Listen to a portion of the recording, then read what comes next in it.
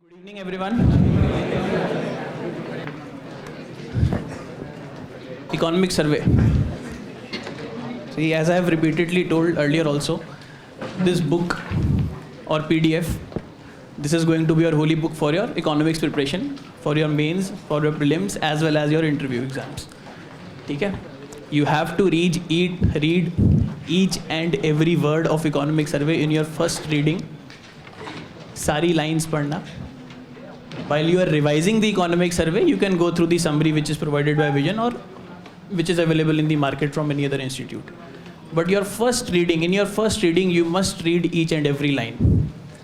There are a lot of analysis given, which are mostly important for economists or somebody with economics optional, which we, those who do not have economics optional, don't need to concern ourselves with. Otherwise, you must know the broad conclusions, the policy implications, और कोई भी analysis है उसका क्या implication है, क्या conclusion है, ये आपको मालूम होना चाहिए बस. क्या मेथडोलॉजी यूज़ करी है, we don't need to concern ourselves with that. ठीक है? Okay, let's start. First chapter. So I'll be taking these 5 chapters today. First chapter, economic policy outlook, demonetization, twin balance sheet, fiscal framework, and GST. Let's start with the first chapter, economic outlook and policy challenges.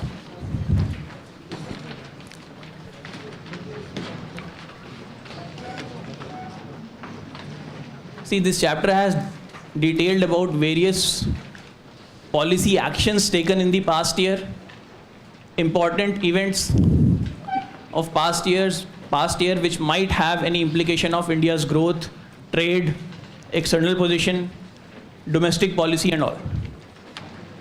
क्या क्या events थे last year most important? GST was passed last year. GST has an implication for our internal trade. ठीक है? Next, demonetization occurred. Demonetization has very wide scope of impact on GDP, on everything in India's trade, its impact on formal, informal sector, banking rates and all. We'll discuss it while we are discussing the GDP chapter. Next, there are 2 important international developments which the survey has dealt with quite briefly. One is Brexit and second is Mr. Donald Trump. So, the implications of these developments are what are detailed in the economic survey of this year. How is GST going to impact? What is going to be the impact of demonetization? And what are going to be the impacts of Brexit and Donald Trump? Brexit and Donald Trump briefly representing protectionist policies or end of globalization. ठीक है? इस पे question बन सकता है, do you think globalization has benefited India? Or do you think it is time to call an end to globalization era? Means का question बन सकता है इस चीज़ के ऊपर. Or maybe an essay question because of rise of right-wing politics throughout the world.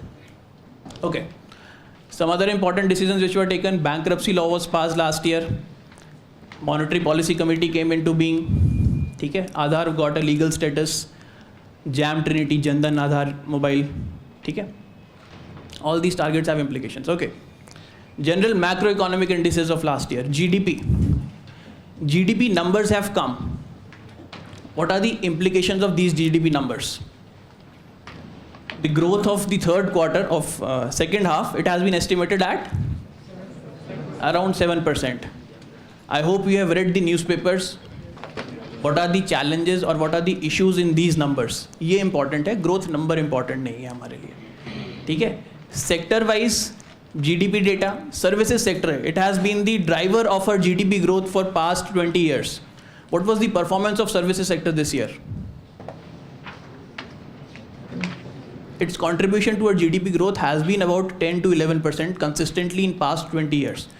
But this time, its contribution declined to about 6 to 7%. So that means there is a big dent on services sector, probably because of demonetization. ठीक है? Similarly, what about industry? Industrial output. Industrial output has also declined.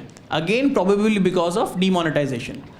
Still, we have received decent GDP number, decent GDP growth rates. What is the reason for that? There are two reasons which economic survey has said. One is agriculture, growth in agriculture this year. Okay? Agricultural growth, it is expected that it is going to be about 6 to 7%. In past 2 years, we witnessed consecutive droughts. Because of these droughts, the agricultural growth was about 2% or sometimes negative. But this year there has been a higher agricultural growth. ठीक है? अब जैसे question PT में कैसा पूछा जाता है? I think last to last year they asked about the trend in India's current account deficit. That we have never had a current account surplus in past 10 years. ठीक है? So this time a question may be asked on the lines that India's agricultural growth has always been below target in the past 10 years. Is it right or wrong? It was below target in most of the times in past 10 years, but this time there is an exception to it. Why? Because we budgeted or we targeted for about 4% growth and we are achieving about 6% growth. These kinds of questions. This is how you read economic survey. You look at the trends, agricultural growth trend. What is the second important indicator? What is the second important sector through which GDP is rising? Taxes हैं, उसका sector क्या है? Public administration. Spending, increased spending because of public administration. ठीक है ना? So two sectors of the economy, manufacturing and services, are pulling the economy down or pulling the GDP growth rate down. Whereas to balance that, we have agricultural growth and public spending because of 7th Pay Commission, because of increased defense expenditure, pensions and all those things. There is net spending in the economy. That is why there is a balance. Is this clear? Impact of GDP this year. Next, inflation. RBI targeted for 4 plus minus 2%. The important question, UPSC के perspective से numbers are absolutely not important. What is important is you know about the MPC, Monetary Policy Committee. ठीक है? Monetary Policy Committee, what is the constitution of Monetary Policy Committee?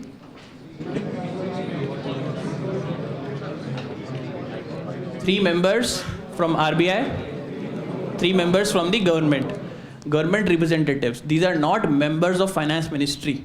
These are represented or nominated by the finance ministry. ठीक है? External balances, again जैसे CAT के ऊपर question पूछा जा चुका है, maybe again they can ask question. What are the drivers of India's trade?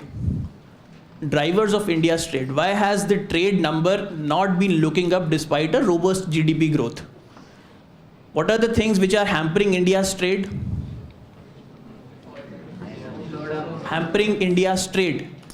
You see the sectoral composition of India's trade. What does India export the most? Services. One important thing is services. Because the services output is down, that means there is an impact on external trade we have. Okay? Similarly, what else? Oil is an important constituent of India's external trade. We are going to become one of the top 5 producers of refined oil and exporters of refined oil. What have been the prices of oil in the past few years? They have been down.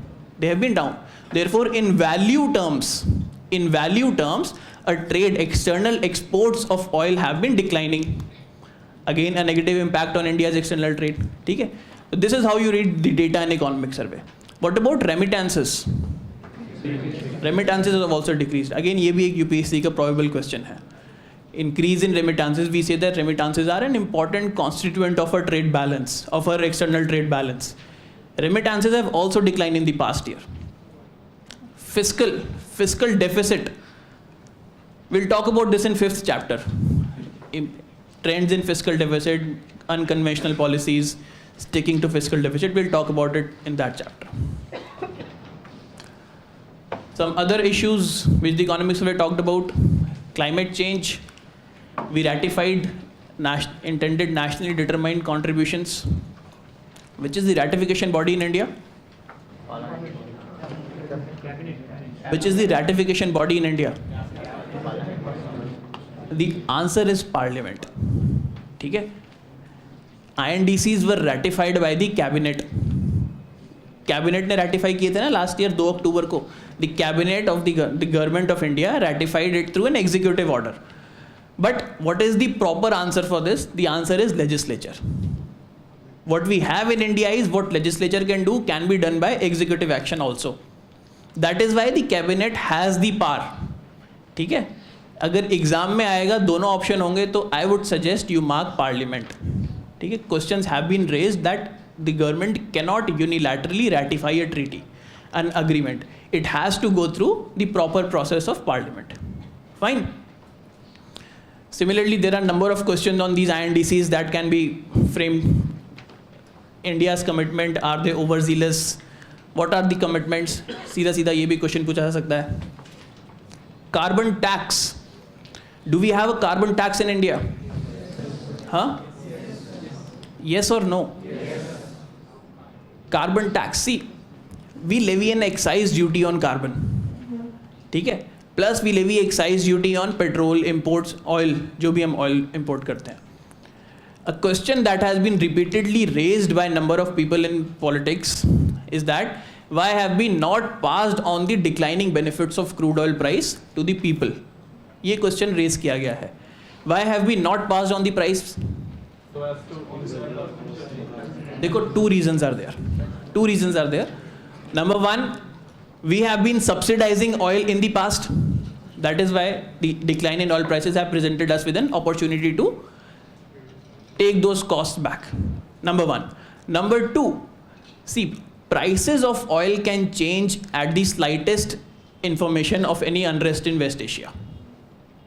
Prices of oil are very sensitive to any of the developments in West Asia or any other part of the world. ठीक है ना? Geopolitically very sensitive issue. Price of oil. What happens if today you have price of oil as $60 per barrel? Tomorrow, all of a sudden, a war breaks out between Iran and Saudi Arabia. The price of oil rockets to 120. What will happen? Can the government straight away pass these increased costs to the consumers? No, it will be unfair on part of the government. So, in order to visualize such, in order to hedge for such scenarios, the government is building a buffer. ठीक है ना?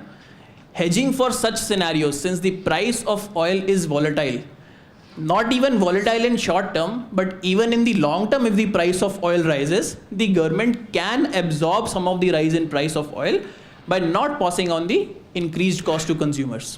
Fine. One more reason is there. Taxes. The government is trying to build up a tax, is trying to collect the maximum taxes which it can from oil. If you look at the price breakup of oil, about 50% of this is fixed. जो petrol मिलता है ना बाजार में, कितने का है? About 70 rupees per liter.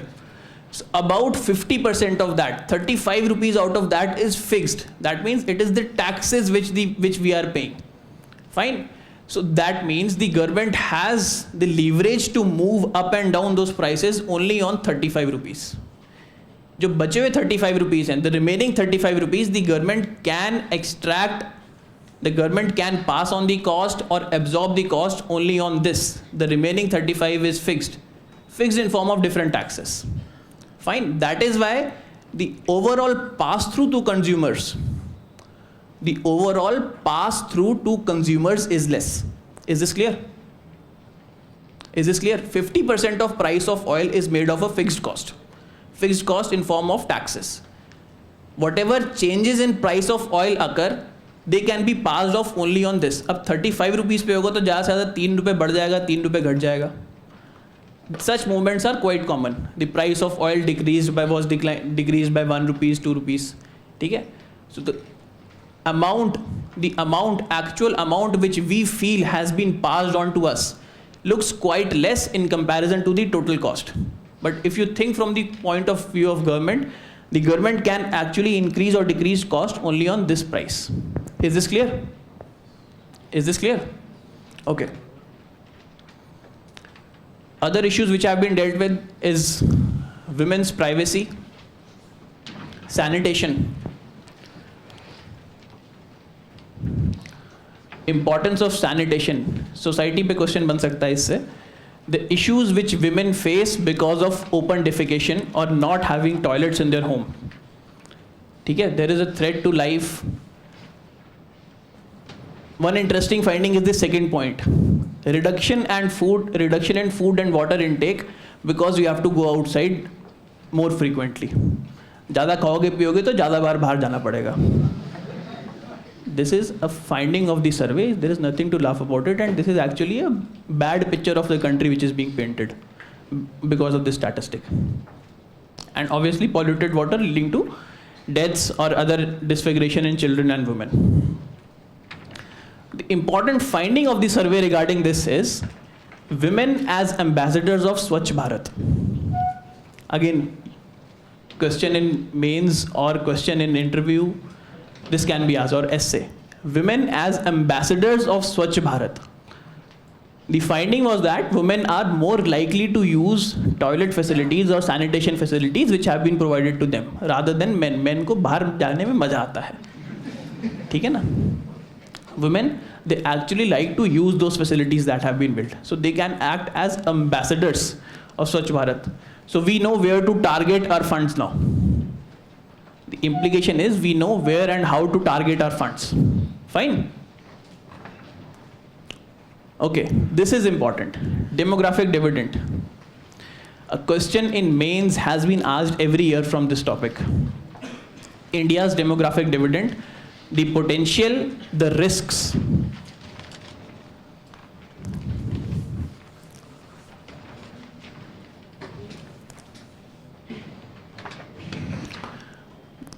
Potential and risks from demographic dividend. For the first time, it happened this year that the working age population in the largest countries, USA, Russia, China, working age population in these countries declined for the first time. Whereas in case of India, the working age population is still growing. So this is a huge advantage that we have, or we can say potential advantage that we have. Working age population, why is this necessary or why is this important indicator? Working age population. See, younger people, number one, more entrepreneurial in nature. Okay? Younger people. Number two, if you have more young population, that means you are less dependent on government grants. For older people, you require pensions. Okay? For younger people or children, you require government spending on number of schemes. If you have more people in the working age, that means the spend or the expenditure of government, that is going to be less for social causes, something which is not yielding some infrastructure. Capital expenditure kam hoga government ka. Is this clear? Is this clear? Because of high amount of working age population, the government can spend its fund in different activities which are capital intensive. Is this clear? Working age population की वजह से. Again, an important finding in the survey, the peak and the duration till which we are going to enjoy the peak. See, this is working age population represented as a percentage of total population. Our peak is quite lower. The peak of India, that means the total proportion of working age population as non-working age population. It is not going to be as high as experienced in these countries. ठीक है ना? इसका क्या implication है? दो चीजें हैं. India की एक तो peak high नहीं है और दूसरी peak ज़्यादा लंबे time तक है. The peak which India is going to achieve is not as high as other countries, number one. Number two, the peak which we are going to achieve is going to sustain for a longer period than as compared to these countries. What are the implications of this? Less fluctuation. Yes, very important. Because of this, India is going to experience less fluctuation. Our peak is rising slowly, is sustaining itself for a longer period. Because of this, see, China's output or Korea's output was determined to a large extent by excess supply of labor. Because of excess supply of labor, the cost of labor became very cheap in these countries. Suddenly, see, this peak is quite steep. and the time for which it remains there is quite narrow. ठीक है? In case of China, the decreased labor costs in China were a product of this particular high peak plus an immediate influx of lot of labor. Whereas in case of India, this kind of scenario is through a more sustained period. What does this mean? This means we are not going to witness large fluctuation in our output. Our outputs or our demographic dividend which is expected is going to be more sustainable. ठीक है ना? Why do we question China's growth model? China's growth model is not based on internal consumption. China's growth model is based on consumption of the world, as opposed exports. As opposed to this, India's growth model till now has been largely because of internal consumption. If internal consumption in China is not rising, that means China, for example, China faced quite a bit of problems because of decrease in its exports. इसकी export markets में जो financial crisis आया, China experienced a bit of problems. Whereas in case of India, we were able to sail through those periods. Why? Because a growth model is based on internal consumption, not heavily dependent on exports. ये इसका implication है. Our peak is not as high. That means there is not going to be a sudden influx of labor. Plus, our peak is going to sustain for a longer period of time. That means our consumption-driven economy is also going to sustain for a longer period of time. This is the implication of this graph. Is this clear? Okay, next. In the next graph, they have tried to show variation within the country. As is obvious and as most of us know, the peninsular states have mostly achieved their TFR. TFR at replacement rate.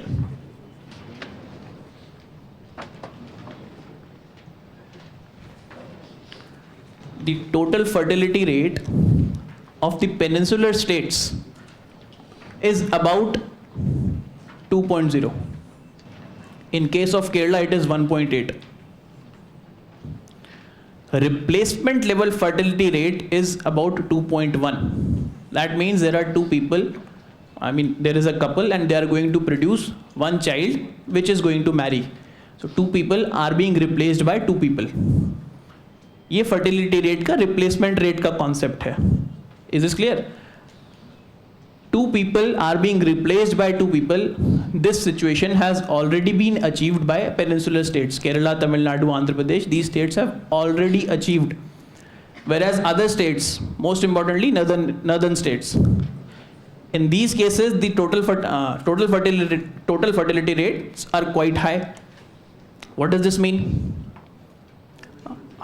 Yes, TFR of northern states is quite high. This means the population of northern states is going to increase in future also. The population of peninsular states is already at the replacement level. At the replacement level means, that means their population is almost constant. It is not increasing. Whereas in northern states, their population is increasing. What is the meaning if you relate it with the working age, non-working age? What conclusion can you draw from this? Working age population in northern states is going to go up. Working age population in peninsular states is going to remain stable or go down. Demand of jobs. Is this clear? Is this clear? Working age population in northern states, because they have high TFR, because of that their working age population is going to increase, keep on increasing for a longer duration of time. Unki peaks higher hain. These states, West Bengal, Rajasthan, MP, these have higher peaks as compared to states such as Kerala. They have already achieved their peaks and now they are declining. There are a number of implications of this. Differential fertility rates within the country. implications of differential fertility rates. Most important implication is jobs, migration. We talk about Japan, we say that the country is quite old. People are not ready to work. Similar situation might be witnessed in Kerala in a few years. The population of Kerala might become quite, in fact, it will become quite old in a few years. There is going to be lack of supply of labor in the state. From which states will the labor be imported then? The states which have high total fertility rate. In case of India, Bihar, Rajasthan, MP, UP, all these states. This is the implication. Migration is very important. What else? Any implication of state finances? Social security expenditure of southern states is going to be higher.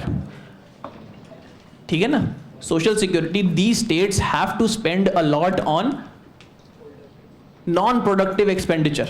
Social security expenditure, pensions पे काफी spend करना पड़ेगा, health पे काफी spend करना पड़ेगा. Is this clear? Is this clear? Whereas as compare it with the northern states, these states can actually do away with this. They have larger amount of working age population. This working age population is being employed, is being employed in rest of the part of the country. They are going to send back remittances back home. ठीक है ना? So there is an addition to these states' income because of their current demography. Is this clear?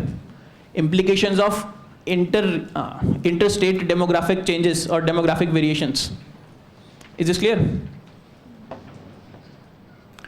Okay.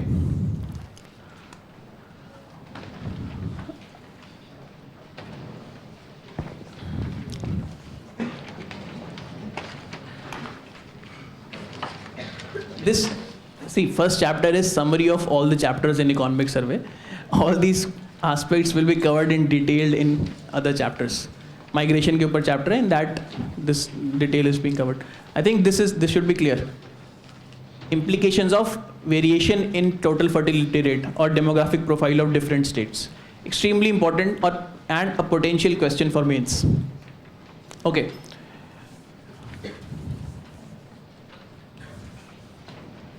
Generally, I would have skipped this part, rating agencies and India, but since it is given due importance in economic survey as well as in media in past few years, this particular topic has become important. Rating agencies. I hope you know the concept of rating agencies. Indian government wants to borrow from abroad. India is a sovereign country. ठीक है? India is a sovereign country. The government wants to borrow from abroad. On what interest rate will any agency lend to our country? Simply, I being an individual, I go to the bank evaluates my risk ability, my risk taking ability or my risk profile. Based on that, the bank charges interest rate from me. Similar is the case with countries. When countries go to any financial institution to take loans, their risk profile is analyzed. It is seen, do they have the capacity to give back whatever loans which they are taking. ठीक है? अब वो risk profile जो होती है वो rating agencies बताती हैं. Rating agencies rate different countries, give ratings to different countries. These ratings determine the rate of interest at which a particular country is going to get loans from abroad. In general, this is the fund of rating agencies. Is this clear? In general, any rating agency will analyze the risk profile. What capacity does this particular country has? Take for example Greece. Greece, does it have the capacity to pay back the loans? No, it does not. That is why if anybody who is foolish enough to give loans to Greece, they'll be charging abnormally high rates of interest. On what basis are they going to charge those rates of interest? It is going to be on the basis of ratings which have been provided by any specific agency. Kuch agencies, Standard & Poor's, Moody's, Fitch, these are the three important agencies which rate sovereign governments. Now, the case of India is peculiar. It has been analyzed in economic survey this time. Generally, what are the constituents which should determine your rating. What should be the measures? Fiscal strength, your capability to pay. Do you actually earn that much that you have the capability to pay back? है कि नहीं? आपकी income इतनी है, do you have enough income that you will be able to pay back whatever loans you are taking? This is one of the most important measures. इसका index क्या है? Fiscal deficit. The fiscal deficit which is sustained by the government. Fiscal deficit क्या है? What is fiscal deficit? The amount of debt in general, the total amount of borrowing which the government is making from the market. This is fiscal deficit. Now, if your fiscal deficit is high, that means you are borrowing more from the market. If your fiscal deficit you are spending for paying salaries, that means you are not going to mop up all that revenue, all that loan which you have taken. है कि नहीं? अगर आपका fiscal deficit, if composition of fiscal deficit, again sorry, if the borrowing which you are doing from the market, if you are spending it on any productive asset, I borrowed from the market and I made a port out of it. Port. The port is going to earn money for me. Okay? But if I borrowed from the market and used it to pay salaries to my employees, that is not going to be any productive asset for me. Okay, na? So if the fiscal deficit which you are incurring is being used for revenue purposes such as giving salary, it is not sustainable. If the fiscal deficit which you are incurring is used for capital expenditure, then it becomes sustainable. It becomes sustainable. So these are some of the measures which these rating agencies look at while deciding the ratings of a particular country. Is this clear? Now, India's case for higher ratings. India, last year it was reported that the government of India lobbied with Standard & Poor's for improvement in its ratings, sovereign ratings. India's case was that we have undertaken a number of reforms. For example, GST was passed. We have enacted that bankruptcy law. Aadhaar has been given legal basis. We have undertaken a number of reforms. States are being given more independence for conducting their own business. We are a good investment destination of foreign investment. Number of reforms have been taken. So this was the most important case which the Indian government put. Number one. Number two, we have never ever defaulted on our payments. Okay? Even in 1991, the gold was flown from vaults of RBI to Bank of England. Why? Because we wanted to demonstrate our commitment of paying back. इसीलिए हमने अब जो कहते हैं ना कि gold उठा के ले गए थे, केवल एक वो है, उनको we had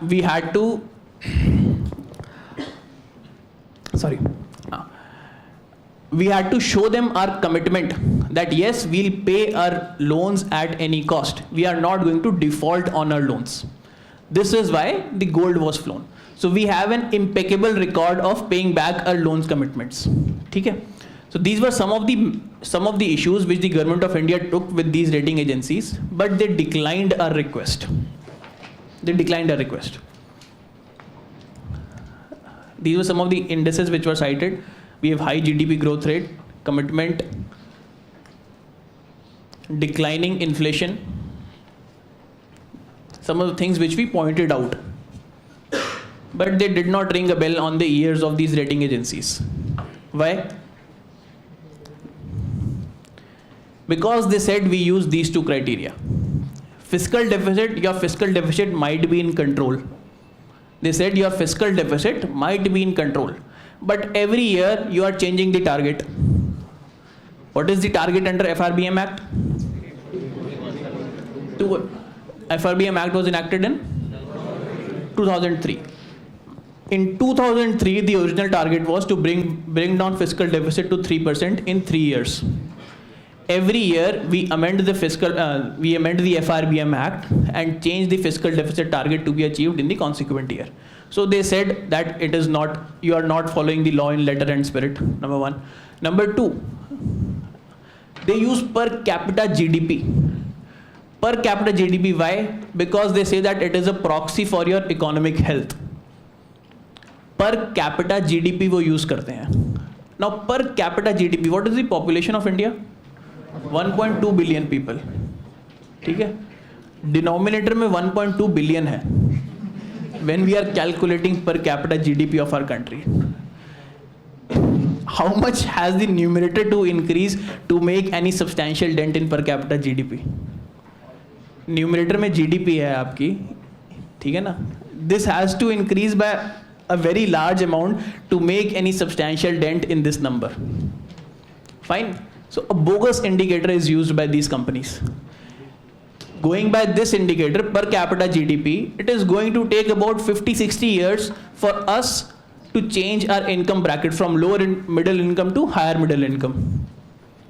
Currently, we are in the lower middle income category. If we have to enter the higher middle income category, it is going to take about 50-60 years. They say that आप 50-60 साल के बाद आना, तब आपकी rating improve करेंगे, ठीक है? So again, a bogus case. Question might be asked in exams, in prelims. What are the factors which warrant revision?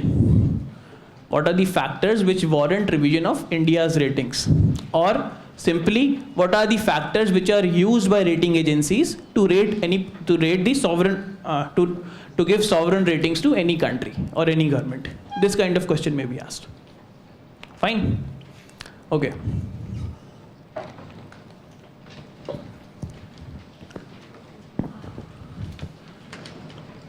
Another important point mentioned in this particular chapter is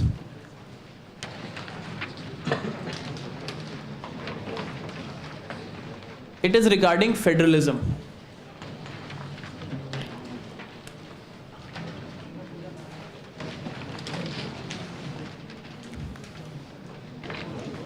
While competitive federalism has been a powerful agent of change, लिख लो अगर किसी को question लिखना है तो,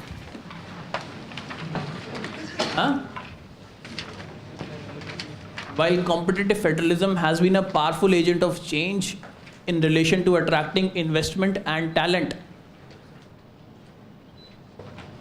it has been less in evidence in relation to essential service delivery.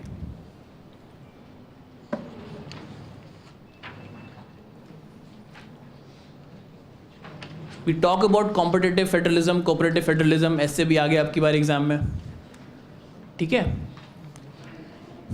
Because of competitive federalism, every now and other day, we are witnessing a kind of investment summit in different states. आजकल कौन सी चल रही है? झारखंड वाली चल रही है ना? धोनी ऐड करता है ना? Jharkhand is hosting an investment summit nowadays. I think in past week they hosted. So every other day we see different states hosting investment summits. This is competitive federalism. Every state is competing with the other state in order to attract investment, in order to attract talent. However, this competition is not visible in case of service delivery. What is the purpose of a state? First commitment of a state. Service delivery, you must provide your citizens with essential services, education, health, law and order. These are the services which should be the first priority of any state. So while there is a competition among states in case of attracting investment, there is no competition in case of states while delivering the services. ऐसा कोई indicator नहीं है, इसकी कोई बात तो नहीं करता है, ठीक है? This map captures this particular irony. See, the poorest states, the poorest districts, they are marked in red. These poorest districts are also there, are all in the map on the other side. The map on the other side almost parallels this map. That map is representing the overall allocation of funds. Allocation of funds being an alibi for services delivery. ठीक है ना? जहाँ पे whatever state or whatever district has the maximum number of poor, ideally that particular state or that particular district should also get maximum funds. At least those funds must be utilized for benefits or delivery of essential services. But what is the finding? What has been the finding? The states or districts which are the poorest, those are the states or districts in which there is maximum shortfall of funds, allocation of funds. This has been the finding of economic survey. Okay? An important question on competitive federalism can be framed from this. I hope this map gives you enough data for that. Is this clear? Competitive federalism is there only in case of attracting investment. Competitive federalism is not there as far as delivery of services or the purpose of state is concerned. Is this fine? Extremely important reading of economic survey, this particular data. Okay.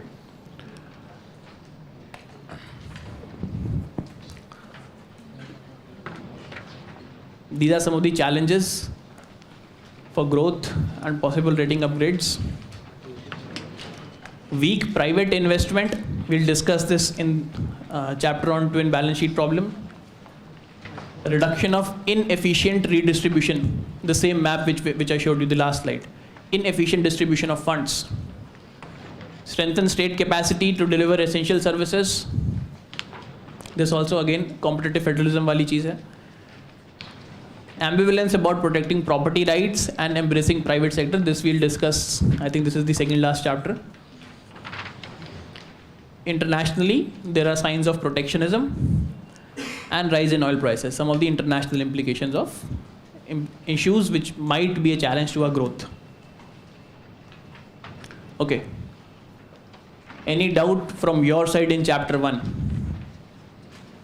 Sir, economic survey at point 1.12, had the government announced such an agenda early in 2016, its ambition would have initiated escapism, probably deserved. What is the meaning, what the economic survey want to state? Yaar, मेरे को सारी lines तो याद नहीं है. No, sir. You just tell me in what context is that particular line written? Reform like Bankruptcy Act and GST implementation, if would have been implemented in early 2016, it would have better result. In what sense it writes about it? Yeah, I'm not getting the exact line. If you can tell me the context क्या है, क्यों कही है? If the government, you're trying to make a point that if the government had implemented these reforms in the early part of 2016, then it would have been better. Yes. Obviously better ही होगा ना, जितनी जल्दी करोगे तो. If the earlier the reforms are taken, the better it is.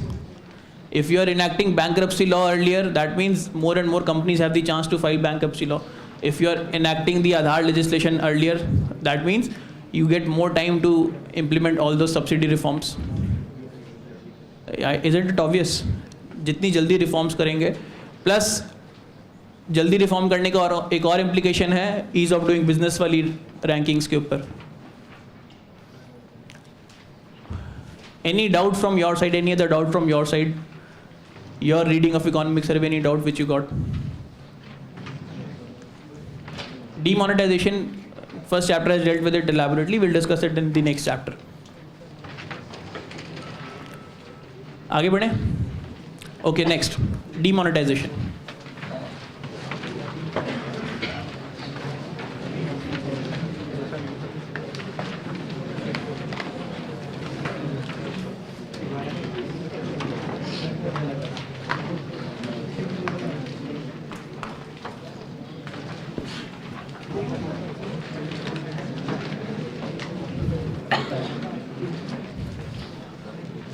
There is a term used in economic survey, helicopter hoover. What is helicopter money? Simply imagine a helicopter flying over a particular area and distributing money packets. That is helicopter money. Throwing away money, very cheap money which is available, that is called helicopter money. The cheap money, if you don't have to pay any interest cost on any money, that is called as helicopter money. Okay?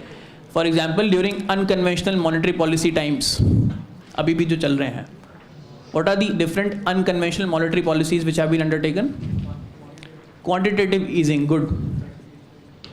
What happens in quantitative easing? Negative interest rate नहीं. अरे सुनो यार मैं बता दूं.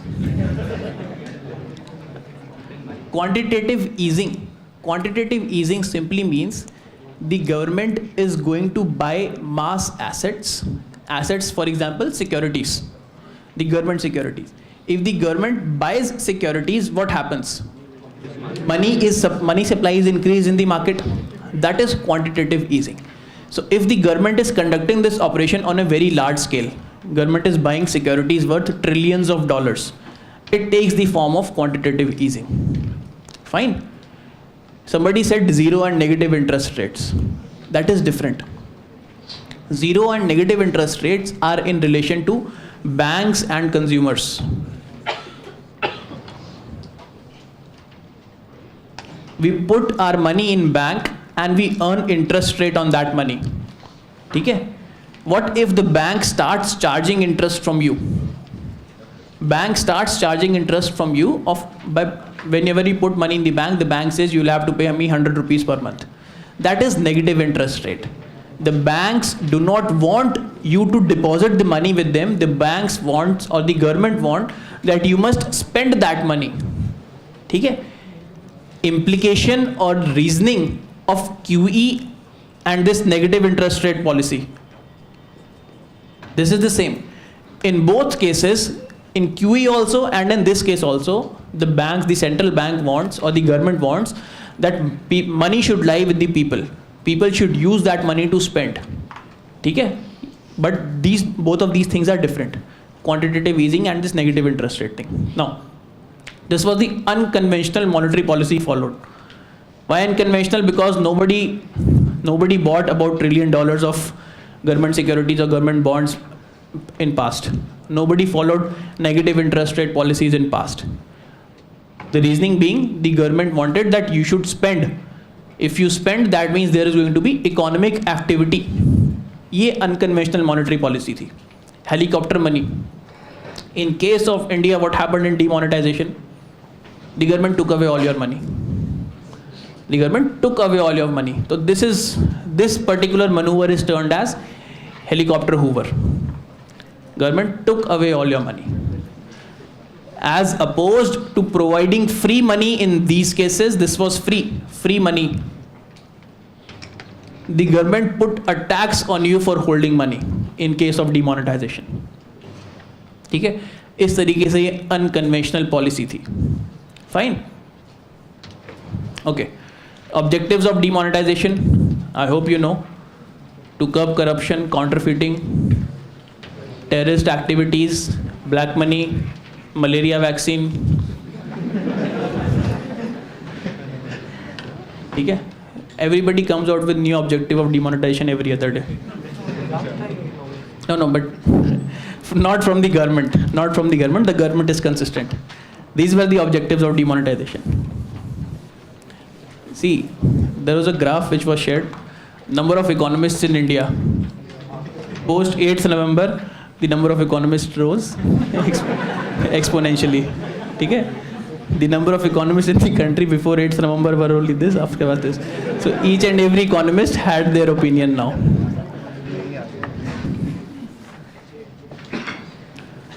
Okay. Impact of demonetization. This is what we should concern ourselves with. Impact. Economic survey has clearly said that we are not going to discuss the social impact. Whatever people witnessed in lines or management impact, could it have been managed better? Economic survey does not deal with it, nor are we required to deal with it. Nobody is going to ask you except in interview. Interview में पूछा जा सकता है, how could demonetization could have been better implemented? Possible question in interview, not in mains or not in prelims. Fine. Okay. Impact. Impact on supply of cash, money, interest rate. See this chapter, when you are reading this chapter, lot of your basic economic concepts are going to get cleared. I hope all of you have read NCERT, class 11th. अगर नहीं पढ़ी है तो पढ़ लेना. Class 11th NCERT, that is very important, and class 12th macroeconomics. Both of these NCERTs you have to read.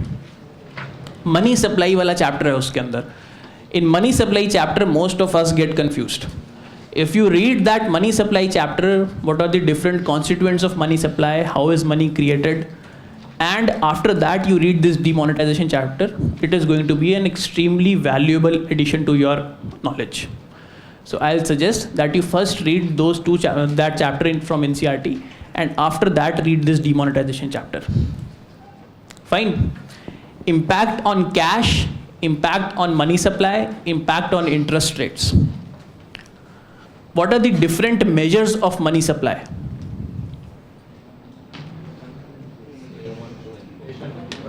Money supply यार, inflation कहाँ से आ गया? Narrow and broad. What is narrow money? Narrow money. See, अरे याद हो जाएगा, एक बार में मैं बता दूं, याद हो जाएगा. Narrow money. You have read about M1, M2, M3, M4. ठीक है? This M1, M2 is narrow, and when you include M3, M4, it becomes broad. This classification is based on liquidity. Decreasing liquidity है. M1 is most liquid, M2 a little bit less liquid, M3 a bit further less liquid, and M4 further less liquid. Which is the most liquid part of money? Cash. Cash. Cash is what is included here. M1 plus bank deposits, demand. Two types of deposits are there, demand and time. Cash plus demand deposits are included here. Fine. In M2 you include post office. In M3 you include time deposits. In M4 again time deposits with post office. याद हो गए? M1, M2, M3, M4. Decreasing order of liquidity. Which is the most liquid component of money? Cash and demand deposits in bank. Fine. Now, generally we say that these two are interchangeable. We say that both are equally liquid, cash as well as demand deposits in bank. Why? Because you go to the bank anytime, the banks have a commitment to pay back whatever deposits you have in the bank. Generally. But because of demonetization, this particular distinction became even more pronounced. Because of demonetization, there is now a clear distinction between cash. Cash extremely important. You had the requirement to deposit that cash in the bank. Okay? Plus, you did not have the ability or did not have the permission to withdraw that demand deposit based on your requirement. So this distinction became even more amplified during demonetization. So whenever we are comparing money supply in the economy, especially post demonetization, we have to take care of this particular distinction, cash versus demand deposits. Is this clear? Okay. What about interest rates? Last year the question was asked in prelims, MCLR पे, marginal cost lending rate, marginal cost based lending rate. Last year पूछा था ना prelims में? हाँ? Prelims में पूछा था यार last year. MCLR, what is MCLR? What is MCLR? अरे full form नहीं यार. MCLR, see.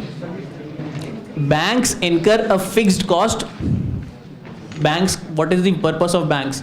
They take your deposits and they give loan to people. How do they make money? By giving loan at a certain rate of interest, which is higher than their cost which they are incurring. Fine. So banks incur certain fixed cost. For example, maintenance of their offices, that is a fixed cost. Demand deposits with banks, that is also fixed cost. You have to pay those, you have to pay that interest rate, whatever be the condition. Banks have a commitment. What is the variable cost for banks? The cost at which they get funds, repo rate. Repo rate for banks is the variable cost. Fine. If the banks are getting funds from the RBI or from market at a lower interest rate, that is a variable. That particular cost can change. But certain costs, for example, demand deposit costs, they cannot change. Maintenance cost, they cannot change. ठीक है ना? So earlier, while deciding interest rates, bank used to factor in all these costs, fixed as well as variable. Fixed cost जैसे maintenance वाली cost थी या फिर demand deposits पे जो interest rate देना था. Variable cost, the cost of funds which they are getting from the market. So while giving loans, the banks used to factor in both these costs earlier. Last year, RBI came out with rules. They said that no, you cannot do this. that fixed cost you have to incur every time. So while giving loans, you must determine your rate of interest based on this variable cost. Why? Because if you determine your rate of interest based on this variable cost, there is going to be more pass through. Transmission of monetary policy जिसको बोलते हैं. RBI decreased interest rate on repo transactions by say 1 percentage points. It was expected that banks will also decrease their lending rates, but banks did it only by say 25 basis points. That means there is not complete transmission of the declining interest rates. Fine. So in order to address this particular issue, where you're not passing on the decreased cost to consumers, the RBI came out with this concept of MCLR. Fine. Now, what happened after demonetization? Banks got lot of cash. Banks got lot of cash. Most of that cash was deposited in. I think most of that cash was simply deposited in the banks. Most of the deposits of the bank do not earn any interest. Time deposits, जो FD करवाते हैं, fixed deposits, that is different. And normal current account, saving accounts, they are different. Current accounts do not earn any interest rate. Saving accounts generally in the range of 4 to 6%. Fine. What is the repo rate, prevailing repo rate? About 6.5. That means if the banks had to borrow from RBI, they'll be paying about 6.5% of interest.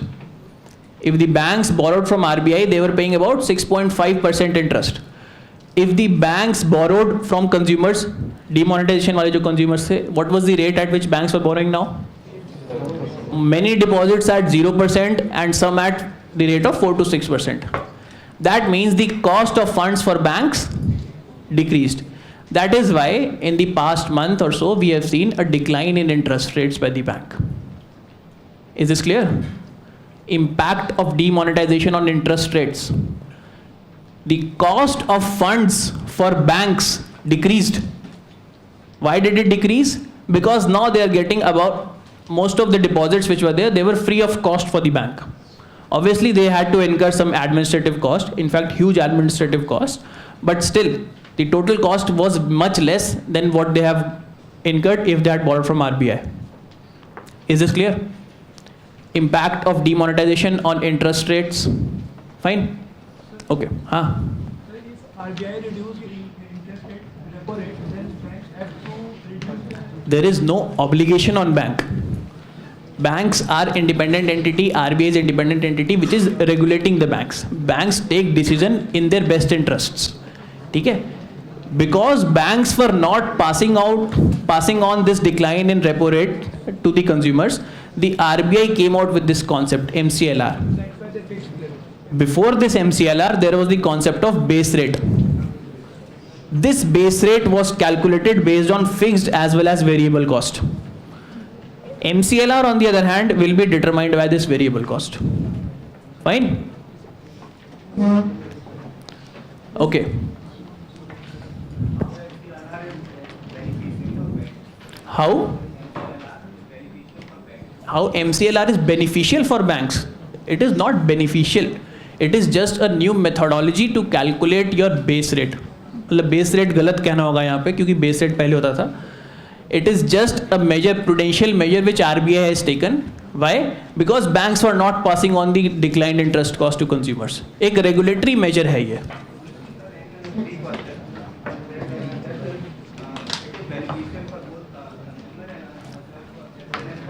See, it is beneficial because it helps them to deal more transparently with their costs.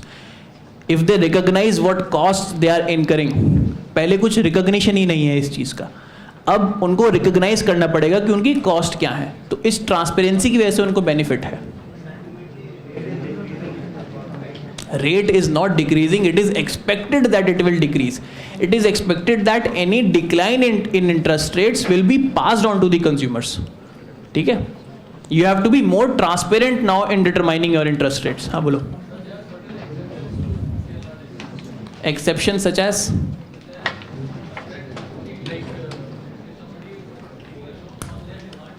If somebody is, एक second, हाँ, no, they cannot be lower. Exception यार in form of priority sector lending तो बिल्कुल है, ठीक है. Priority sector loans are at lesser cost than this.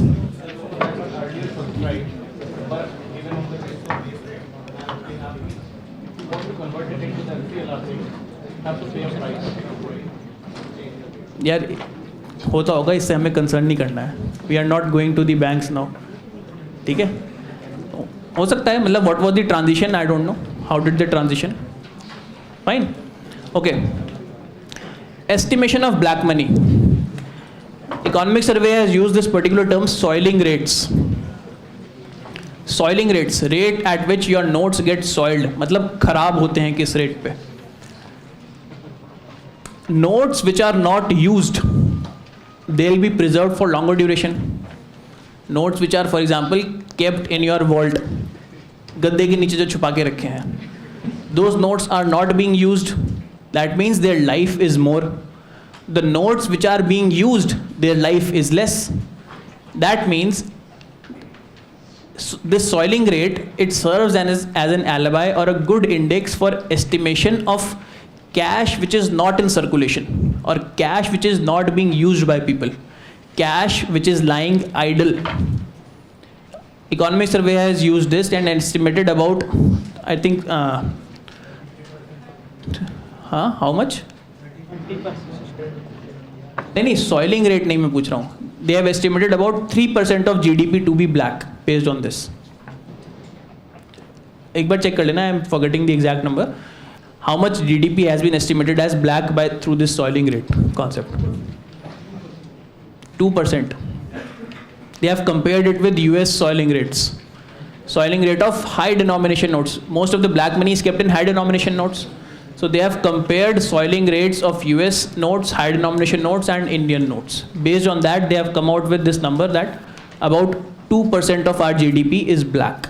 That means 2% of cash is lying idle somewhere, not being used.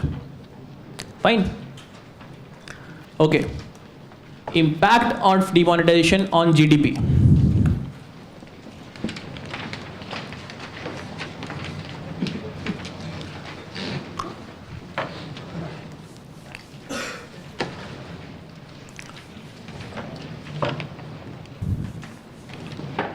This is important from interview perspective and prelims. Impact of demonetization on GDP, because new GDP numbers came back last week. How do we estimate the impact? How do we estimate GDP? Huh?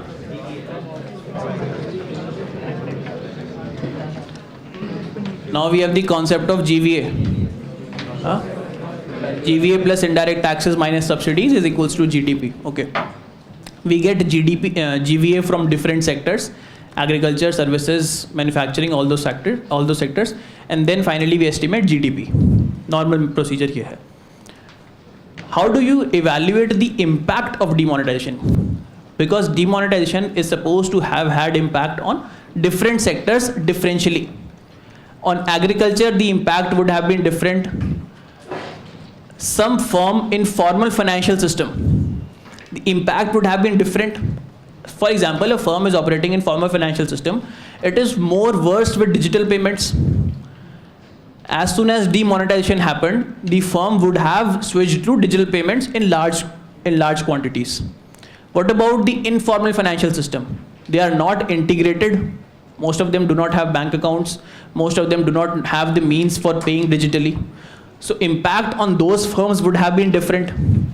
So the point is, if you have to evaluate the impact of demonetization of GDP, you must take different factors. अलग-अलग sectors पे क्या impact है? Agriculture. How has agriculture been impacted? We are seeing through impact on sowing. The net sown area. Net sown area. Rabi crop था ना अभी नवंबर, रबी crop. See, people say that demonetization was not planned. If you look at the statements of Prime Minister and Finance Minister, in the last week of October and in the first week of November, they had been repeatedly saying that it is advised that farmers go for early sowing this year. It was repeatedly advised. तो ऐसा नहीं है कि totally planned नहीं था.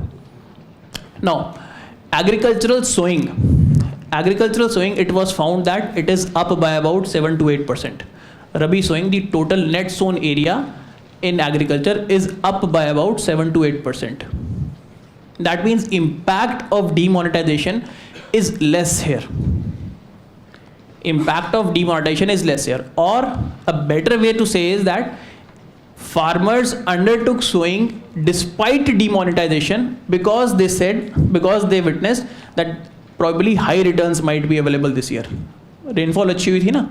Because of rainfall conditions, because of favorable climatic conditions, despite demonetization, there has been a growth in agriculture. This is the better way to say. Rather than saying that demonetization did not have a negative impact on agriculture, it is better that you say despite. Fine. Okay, next. Indirect tax revenue. Indirect tax revenue. Indirect tax revenue is the alibi for consumer spending. Whenever you spend something, you are paying certain indirect tax on that. Because of demonetization, two scenarios are possible. One, the cash which was lying idle was spent, or because of constraint of cash, there could not be any less spending. Are there two possible scenarios or not? One, because there is lot of cash which was lying idle, that cash had to be deployed somewhere. Most of that cash got deposited. Some of the remaining cash was spent, for example, through petrol. Second scenario is, since there is less cash after a few days when the date of depositing of old notes or acceptance of old notes went by, after that there is going to be less spending because there is lack of cash. Two possible scenarios. The finding of economic survey is this probably dominated spending.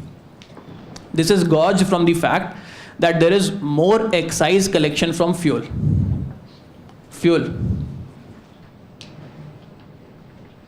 Exempt थे ना petrol pumps कुछ दिन के लिए, so सब लोगों ने petrol भरवा लिया जितना भी था.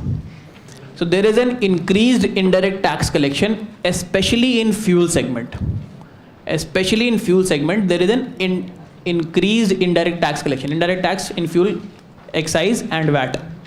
Fine. This is the finding of economic survey. What about auto sales? There are two aspects again here. Auto sales.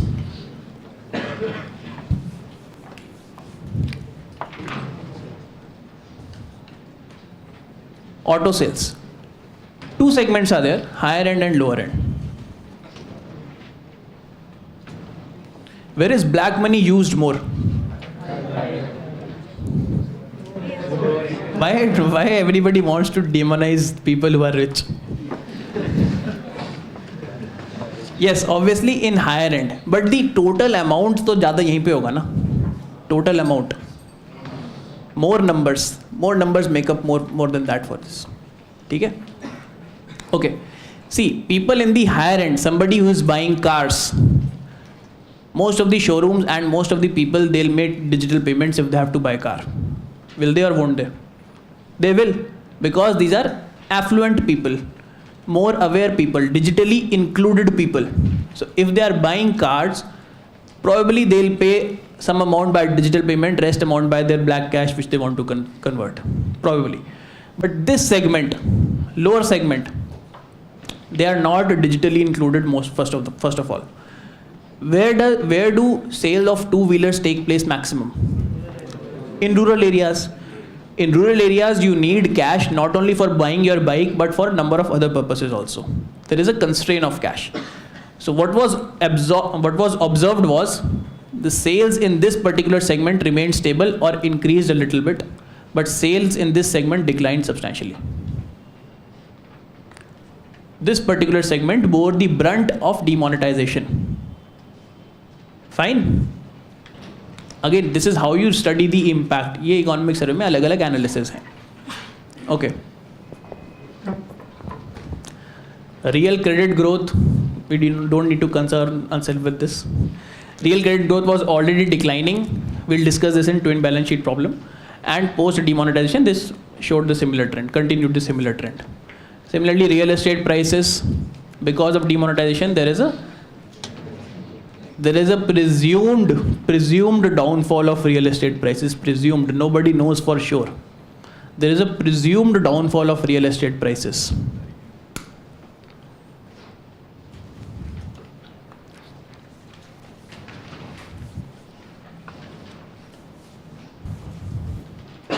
Now, once you know how to study the impact of demonetization, अगर ये session थोड़े दिन पहले होता जब तक numbers नहीं आए थे तब I would have not covered this. Now that CSO numbers are out, you must know the cautions. CSO numbers, how do you interpret those numbers? Impact of demonetization of GDP, it is estimated that there has been negligible impact because GDP grew by about 7.1% in last half. The caution here is that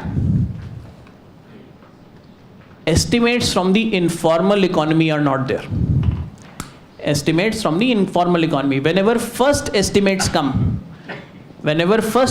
comes, these estimates are largely based on formal sector.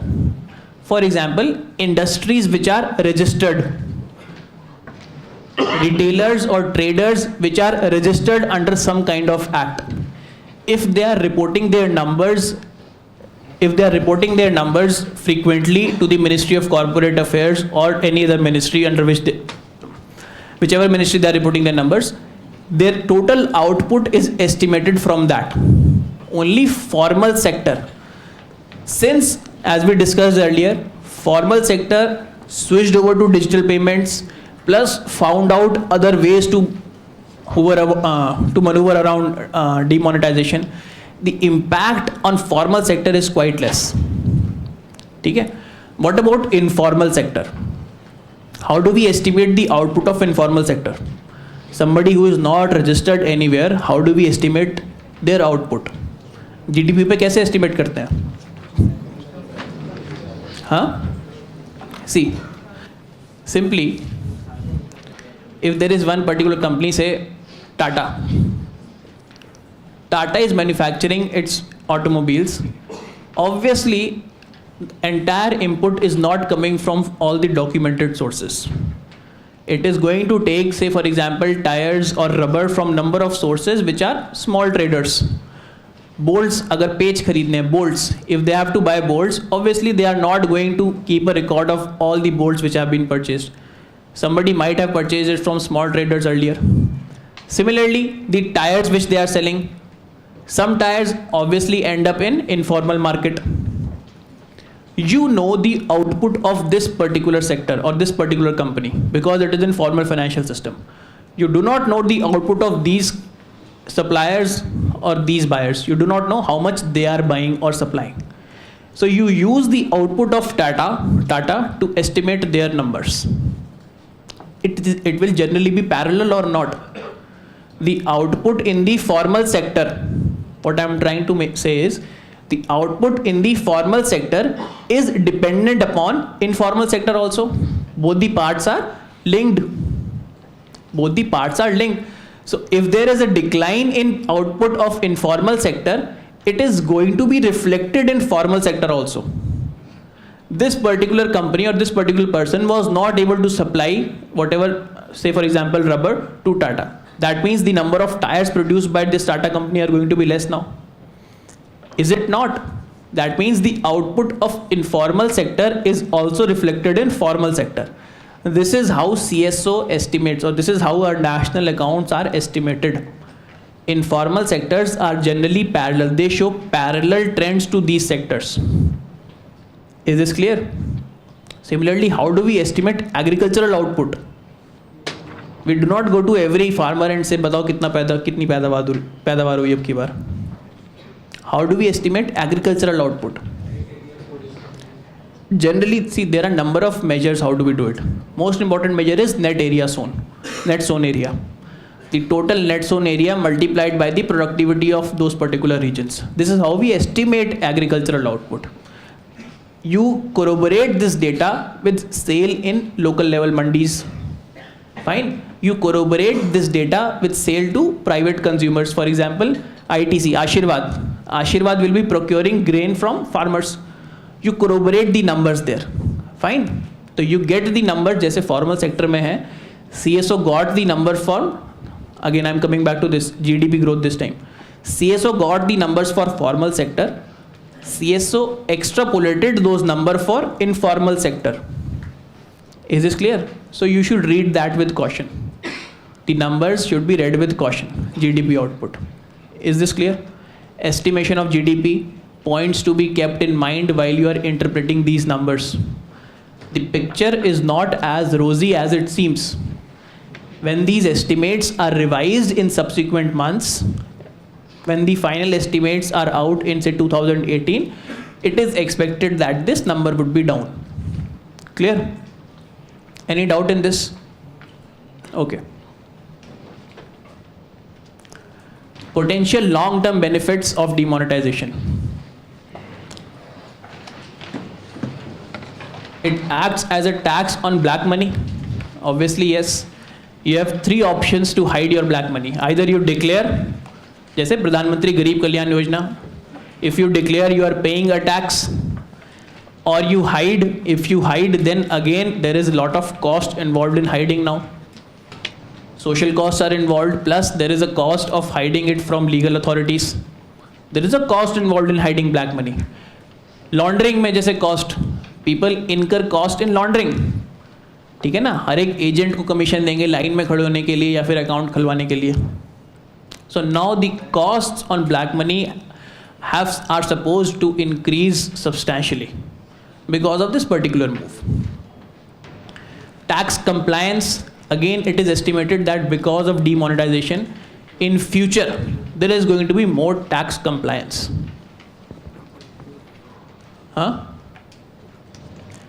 Tax compliance, it is expected. Again, these are potential long-term benefits of demonetization, number one. Number two, these benefits should not be looked only because of demonetization. Tax benefits will come because of improvement in tax laws. Fine. Demonetization is just adding a cost on that black money. If you do not give people enough incentives to obey the taxation system in the countries, people are going to find ways out of that. Clear? Okay. Savings investment rates. This particular thing has not been dealt by the economic survey this time, but in the earlier economic surveys, this was dealt with elaborately.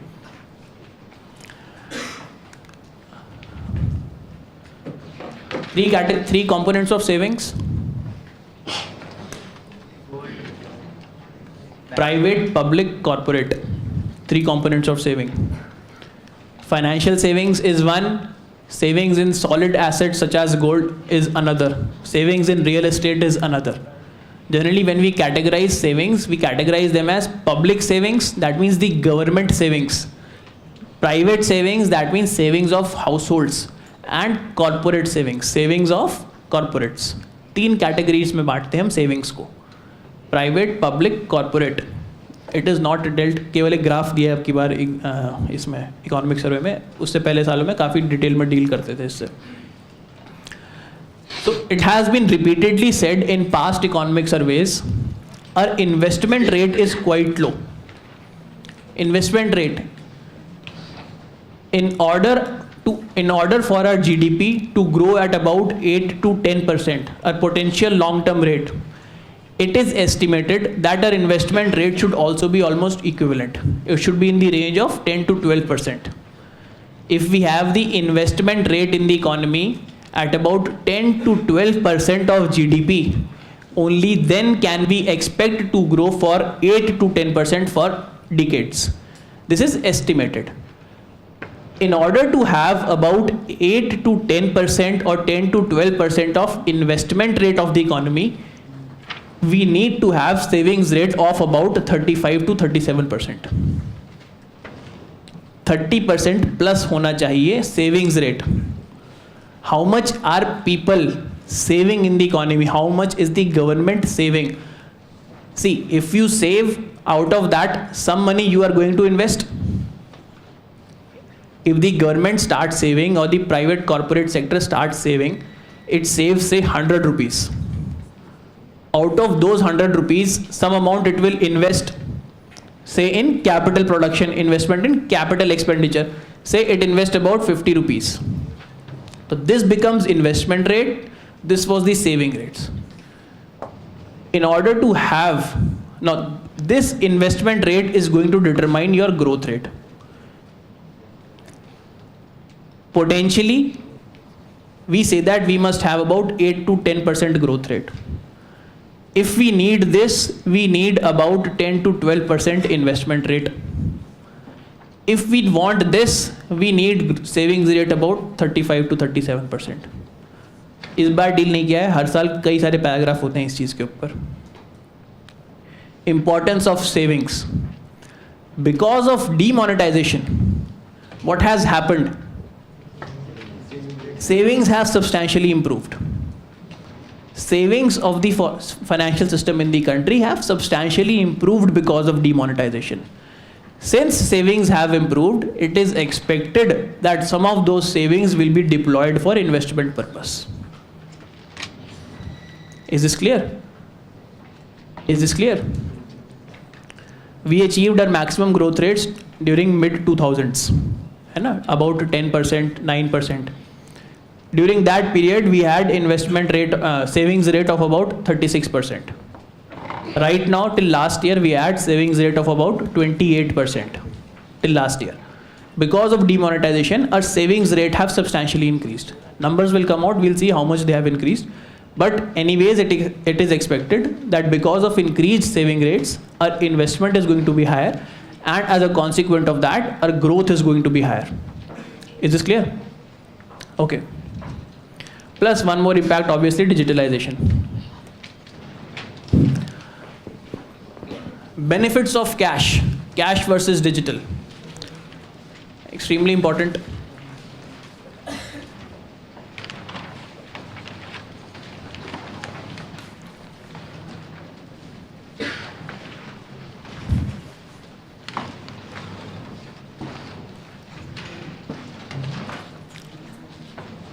Benefits of cash.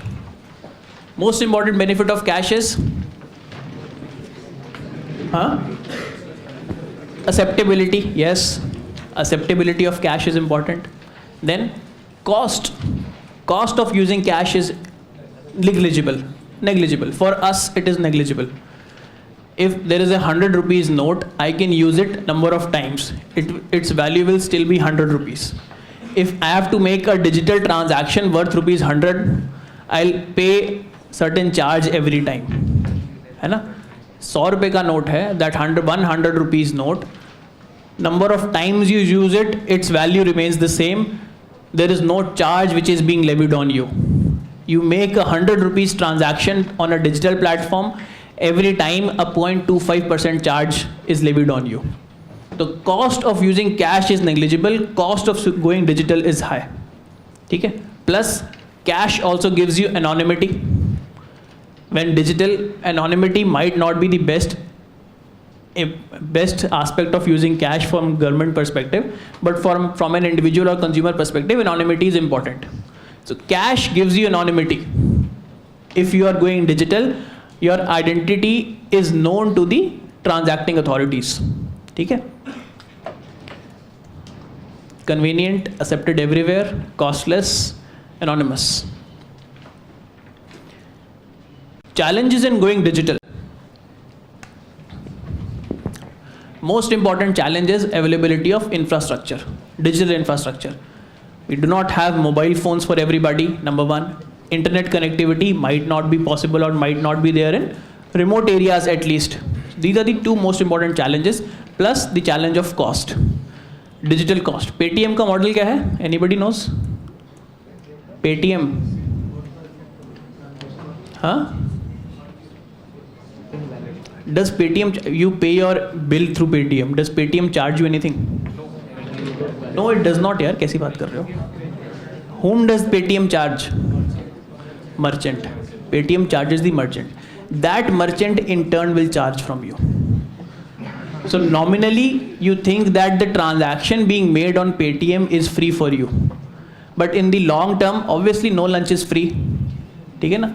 If you are paying for movie tickets on Paytm, the movie theater is going to increase the cost in future.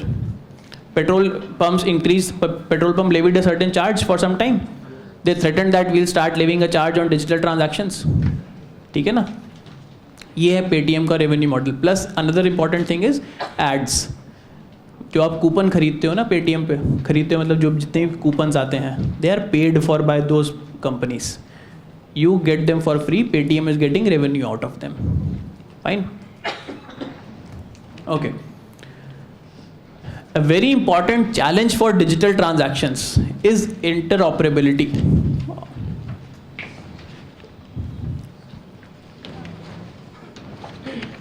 The economic survey has dealt with this issue in terms of decline rate. Decline rate. Number of transactions which are declined. You go to a petrol pump, offer your card to that person to charge for the fuel which you have bought. You see a point of sale machine that was supplied by, say, HDFC Bank.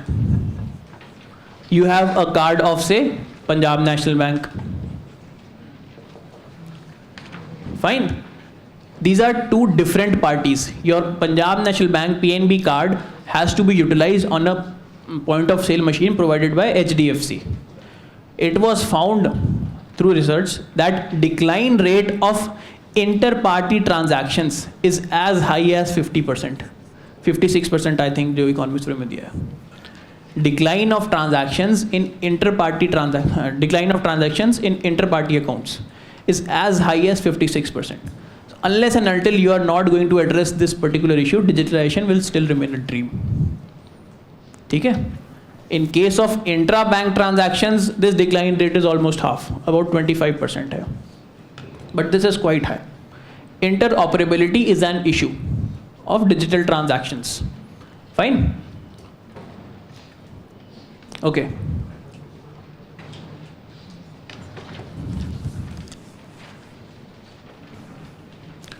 Continuing with the impacts of demonetization.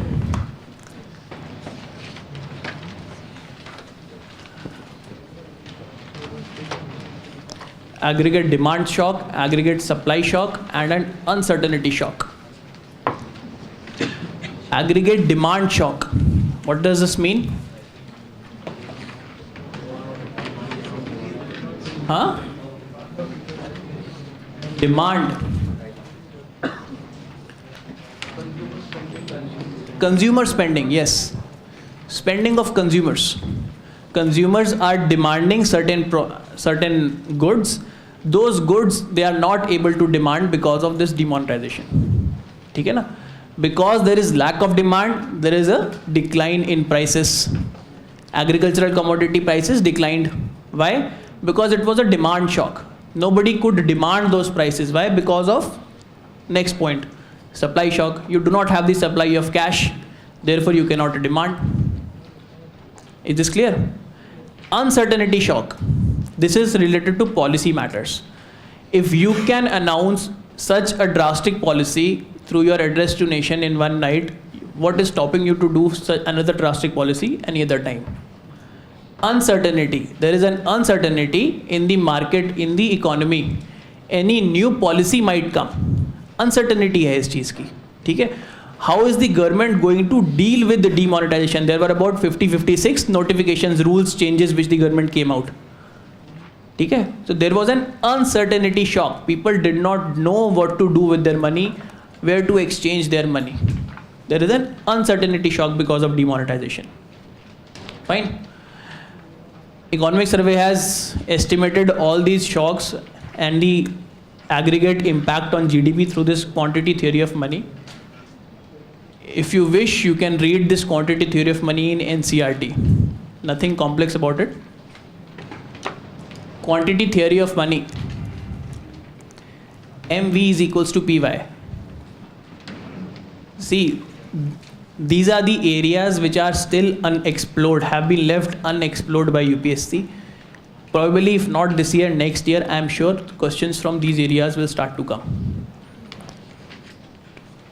These are elaborately dealt with in NCERT. Okay? So it gives enough scope to UPSC to ask these questions. What is quantity theory of money? How are bond prices determined? Relation between bond prices and interest rates. All these things. Money supply wali cheezein. Money supply to UPSC has asked many times already. Okay? Now since they are part of NCERT, I think you must start focusing on these things also. MV is equals to PY. M is the total money supply in the economy. V is the velocity. Velocity means you have 100 rupees note. You used it to buy something.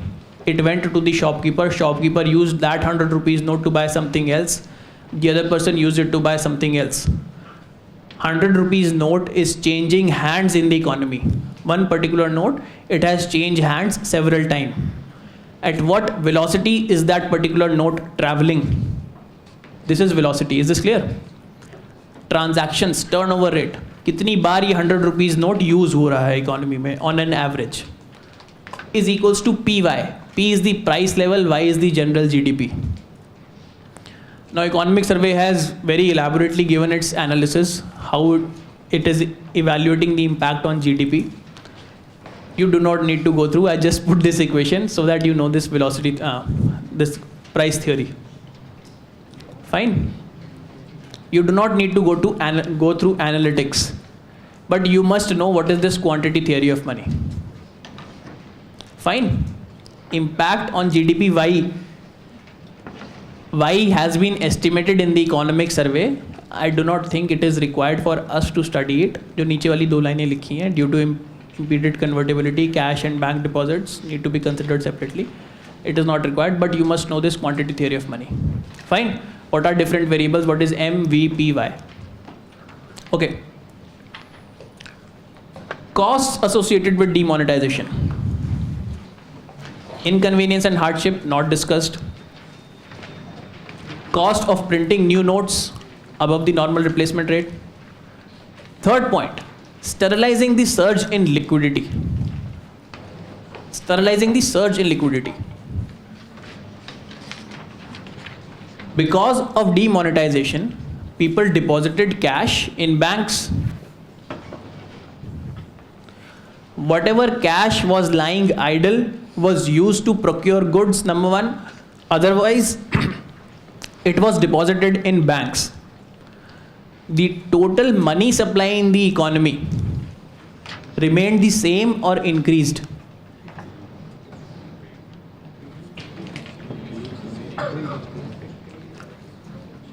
What was M1?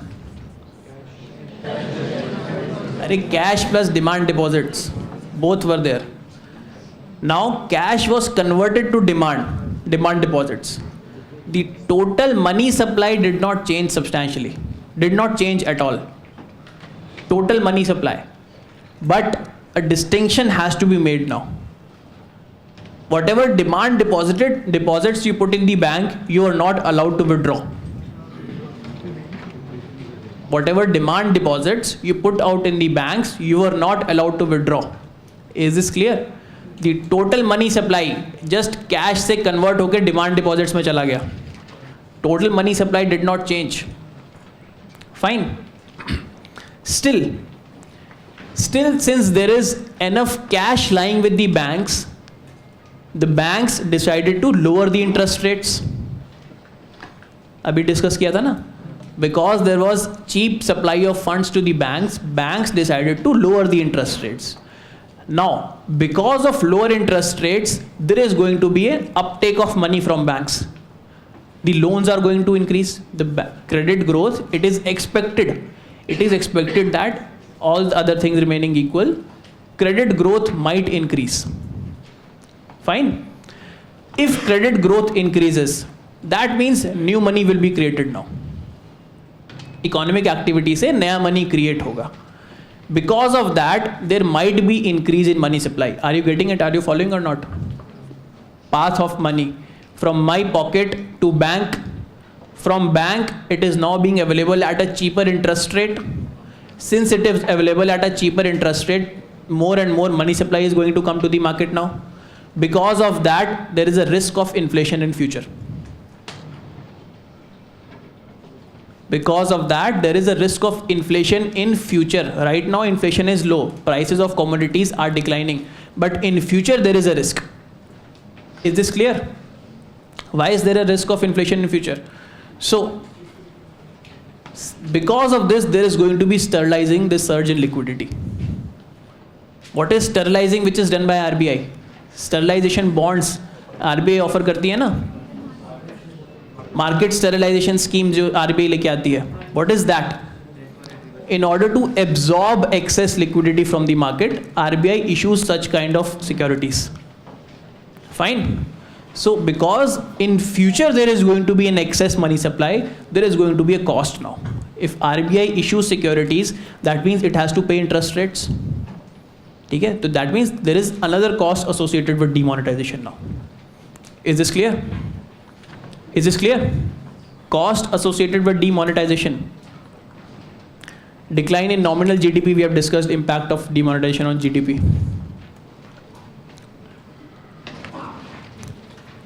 Sorry. Okay.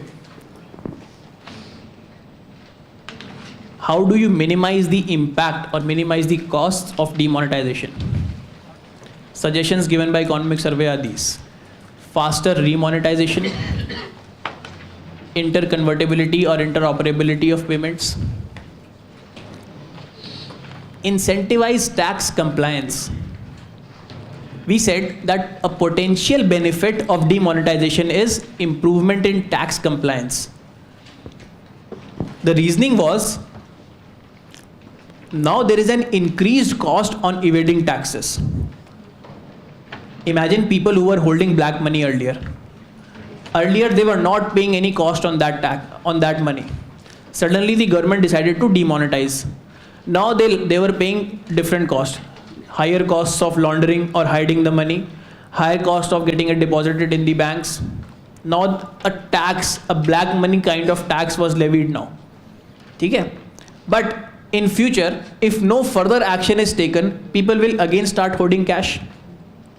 If people again start hoarding cash, you have to give them any incentive that they comply with tax laws. In order to prevent that particular scenario, you have to rationalize your tax administration.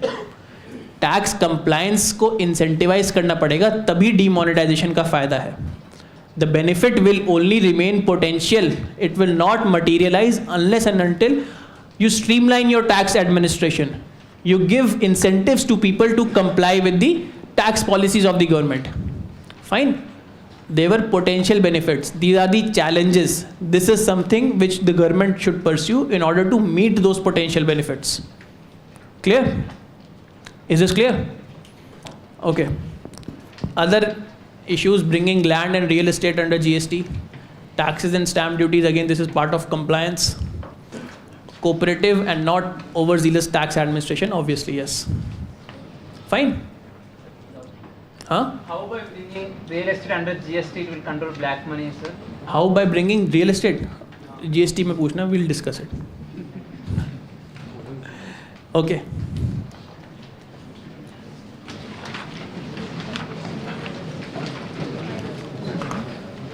Any doubt which you have from this chapter?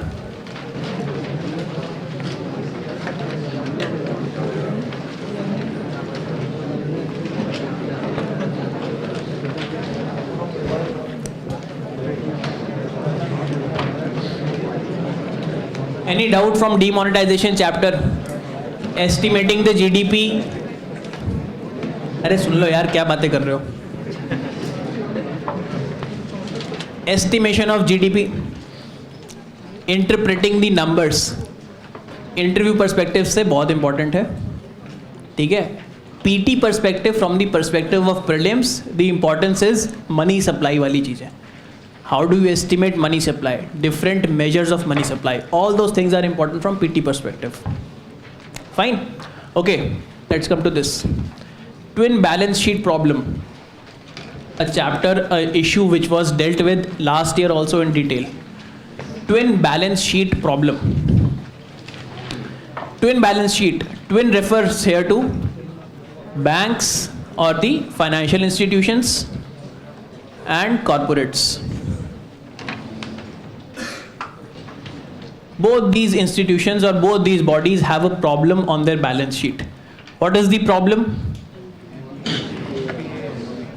Banks have the problem that they have lot of assets which are non-utilizable, which are not yielding any profit for them. Generally NPA, non-performing assets.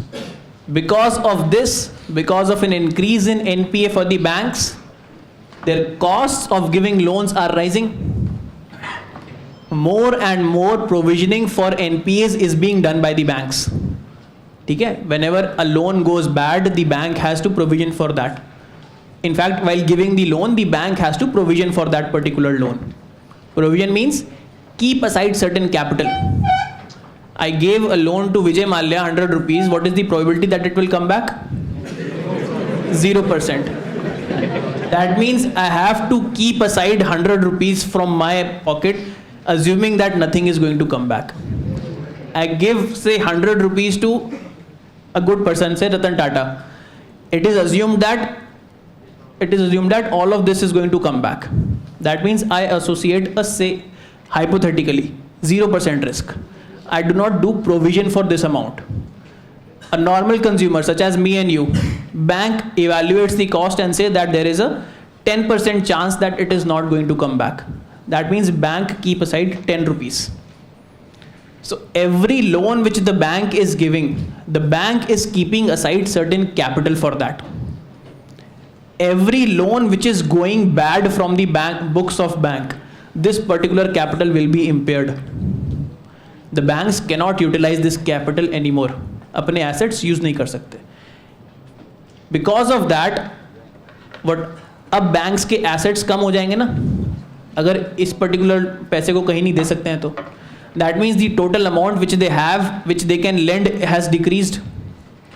Earlier the banks had, say, 500 rupees to lend. Out of that 500, they lent 100 to Mallya Sahab, 100 to Tata, 100 to me. What was remaining was 200 rupees. Out of this 200 rupees, 100 rupees was kept aside. How much is remaining? 100. 10 was also kept aside, 90 is remaining. Now the banks come to know that this 100 is never going to come back.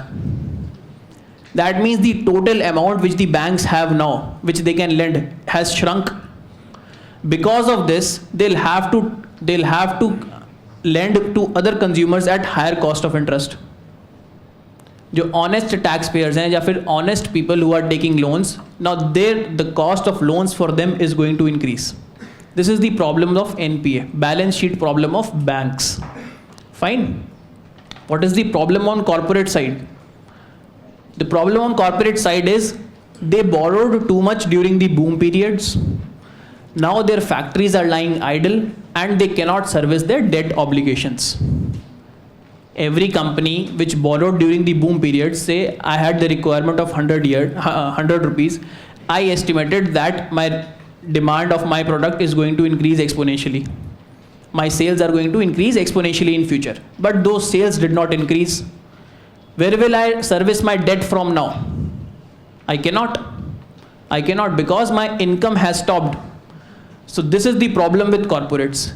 They already have loans on their books, but they do not have any income. They cannot service this debt now. This is the twin balance sheet problem. Is this clear? Twin balance sheet problem. Why does this twin balance sheet problem arise? Generally, what the trend has been seen throughout the world, it is that in boom periods, corporates or the investing sector of the economy, it borrows. During the boom period, corporates borrow from the market or financial institution, assuming a certain rate of growth. But if a financial crisis occurs in between, their estimations go haywire. Their expected income does not materialize. Because of that, they are not able to pay loan in future. Because they are not able to pay loans, the bank's assets turn to NPAs. ये general reasoning है twin balance sheet problem की. Is this clear? Corporates during the boom period, जैसे India के case में assume mid 2000s,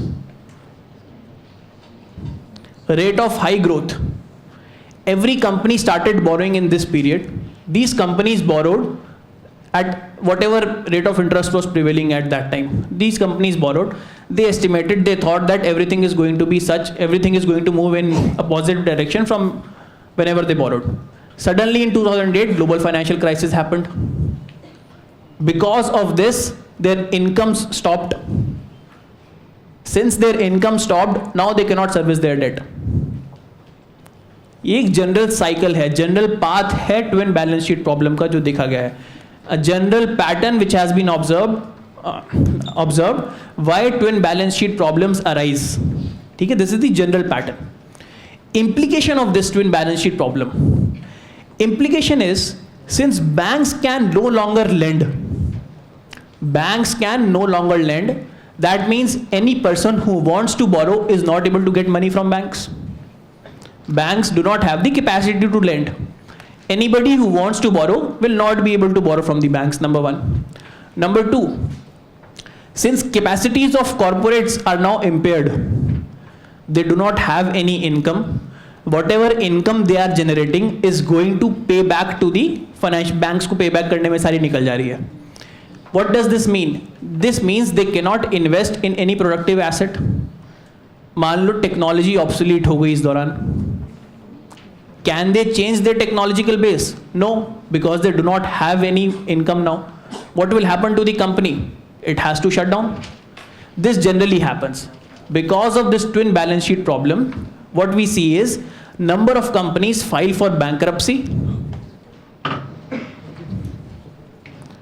Number of companies file for bankruptcy, and because of this, the growth rate of the economy also comes down. Economies experience a decline in growth rate. This happens because of twin balance sheet problem. Is this clear? Because of this problem, जो productive areas हैं economy के, large companies which have bad assets or bad loans with them, these companies are filing for bankruptcy. That means they are not going to produce. GDP क्या है? What is GDP? The total output. These large companies are not producing anything now, and anybody who wants to produce is not getting any loans from banks. है कि नहीं? Because of this, there is a faltering of growth of the economy. This is the twin balance sheet problem and its implication. But what happened in case of India? Did we at any time experience low growth rates? Not average. What has been the average growth rate since 2008, 2003? Above 7%. Above 7%. The lowest growth rate witnessed in India was about 4% in 2013. Greater than 4% ही था. Even now we are the largest, we are the fastest growing economy, large economy, even now. So this twin balance sheet problem has not had the expected impact on Indian economy. Is this clear? The expected impact was more and more companies are going to file for bankruptcy. More and more companies are not going to produce anything. That means a growth rate is going to falter. But this did not happen in India. This is what we call as twin balance sheet problem with Indian characteristics. Is this clear? Twin balance sheet problems, Indian characteristics. Is this point clear? Okay.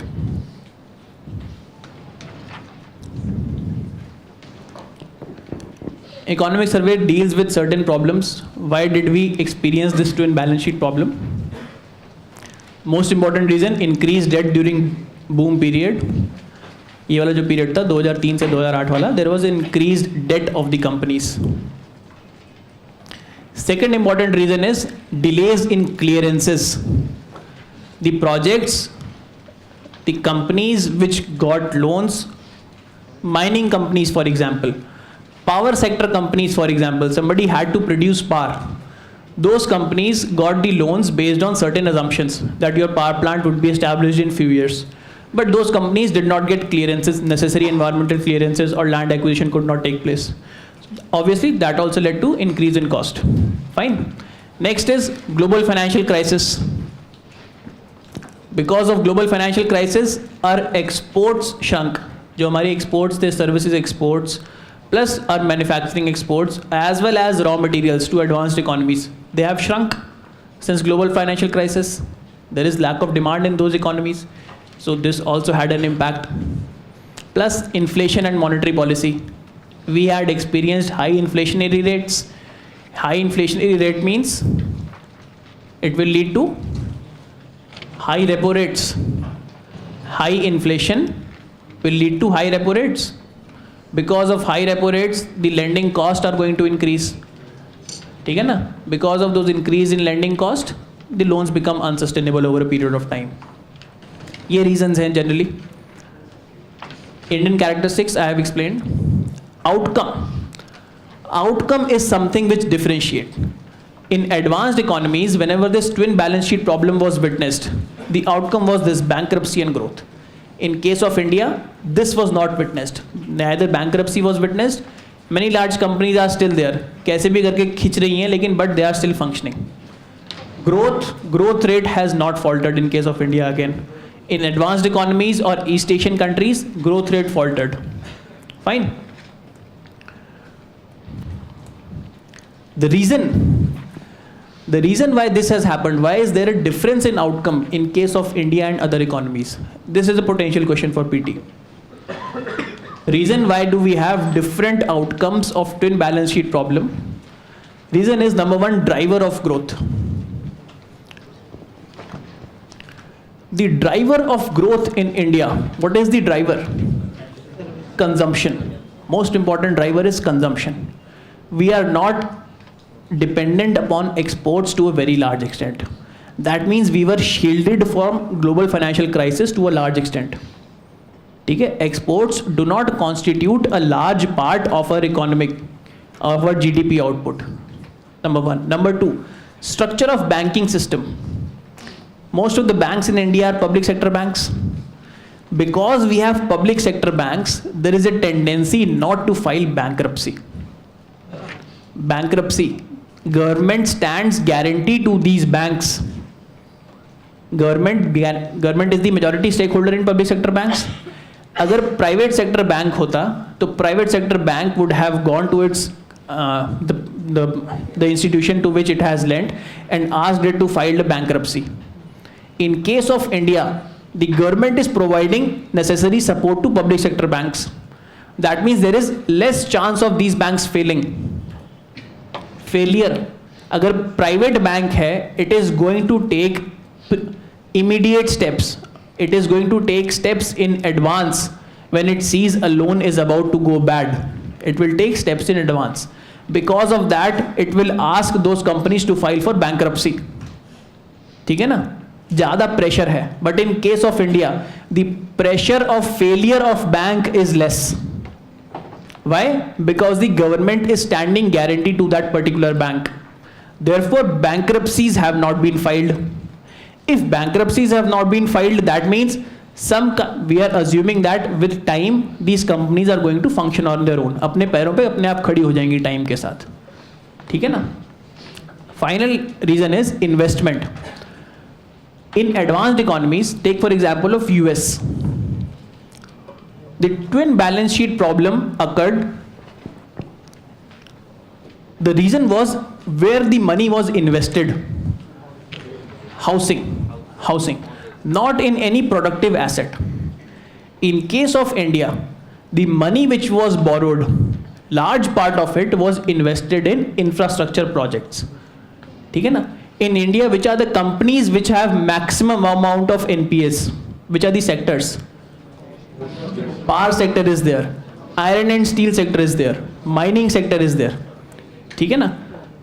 That means these companies when they took loans, उनसे कुछ infrastructure में ही investment हुआ होगा ना?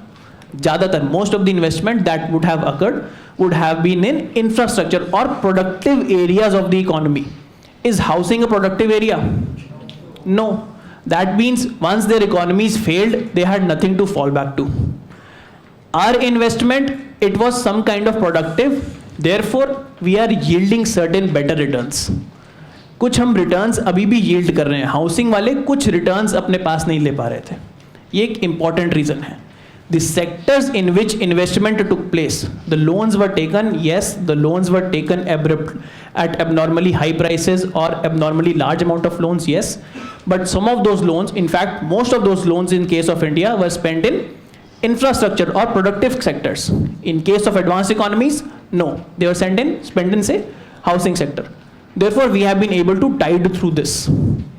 This is the reason that why there is a difference between Indian twin balance sheet problem and the twin balance sheet problems of other economies. Is this clear? Is this clear? The difference in outcomes, what is the difference in outcomes? Fine? Okay.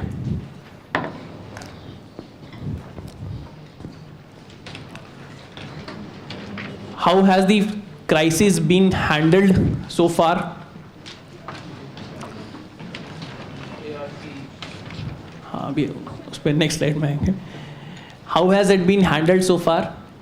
First is giving time, जैसे अपने पैरों पे खड़े हो जाना. That we are giving time, the banks और the financial institutions are giving time that through the years as the time goes by, these sectors will stand on their own. It has discussed two scenarios, Phoenix and containment. Phoenix की property क्या है? अपनी ही राख से जन्म लेता है. A mythological bird which takes birth from its own ashes. The Phoenix scenario in case of this twin balance sheet problem is you give them enough loans, either they fail or if they do not fail they'll rise in certain time. ठीक है, ये India में phoenix scenario है. Containment scenario, you assume that they are not going to grow back, you assume that they are not going to come back to life. What you do is you assume that your nominal growth of economy is going to be high. Containment scenario में क्या है, आपने ये assume कर लिया. Phoenix में you assumed that they'll rise from their ashes. You give them loans or you give them adequate time. These companies or these sectors will start performing again. Phoenix, rise from their ashes. They are dead right now, but they'll rise again. Therefore, if they rise again, then they'll be able to pay back. NPS problem will be resolved. Blah blah blah blah blah. In containment scenario, you are assuming that these companies are not going to rise. These companies which have failed are going to remain a failure. But you are assuming your economy is going to grow. Nominal, your economy is going to grow. As your economy grows, the percentage of these bad loans is going to shrink. The percentage contribution of these firms in your economy is going to shrink. This is one part which is bad. This is the total economy. You are assuming this is going to remain as it is, but in future this part is going to expand. Your economy is going to grow. Now this is still there, but this is a very less proportion of your economy. Is this clear? ये दो scenarios थे हमारे जो हमने assume किया कि ऐसा ऐसा होगा. Let the time pass. Either these companies grow back. If they don't grow back, our economy is robust enough and these companies will not be a significant part. This is the model which we practiced. ये हमारी strategy थी अभी तक इनको deal करने की. Obviously not successful. Why? Because this twin balance sheet problem is now starting to show its effects. Is this clear? These were the two strategies which we followed till date. That let the time pass, either of these scenarios will happen. Not addressing the problem head on. Now this twin balance sheet problem is starting to take its toll now. है ना? Therefore, last year the government, the RBI came out with different measures. What were the different measures which the RBI took? Huh? Three important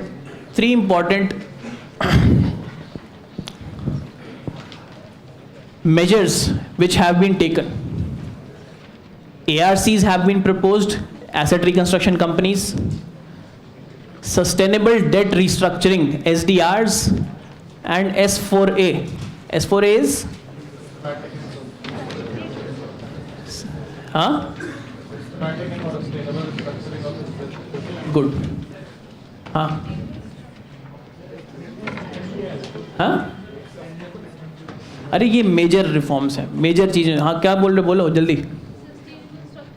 sustainable structuring of stressed assets scheme, S4A, sustainable structuring of stressed assets scheme.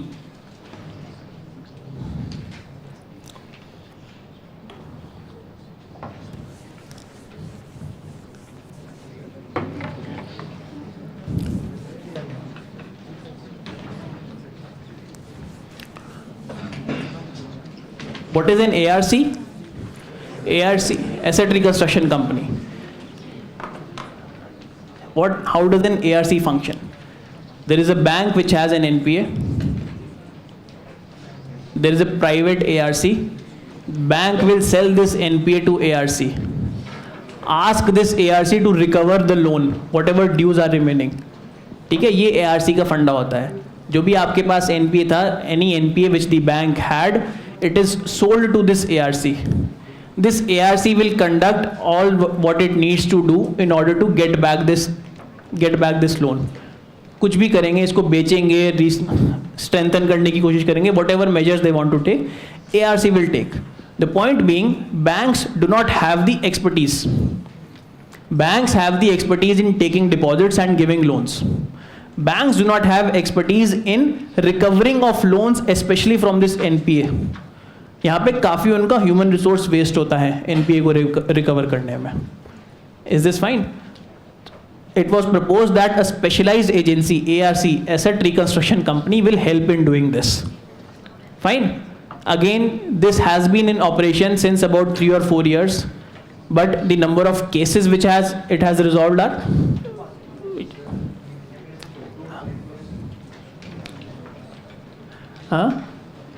very few, about 4 or 5, कितना है, 5%, about 5% of recovery has been made through ARCs, extremely low. Similarly, sustainable debt restructuring and S4A. In sustainable debt restructuring, simply you restructure the loans. Restructuring.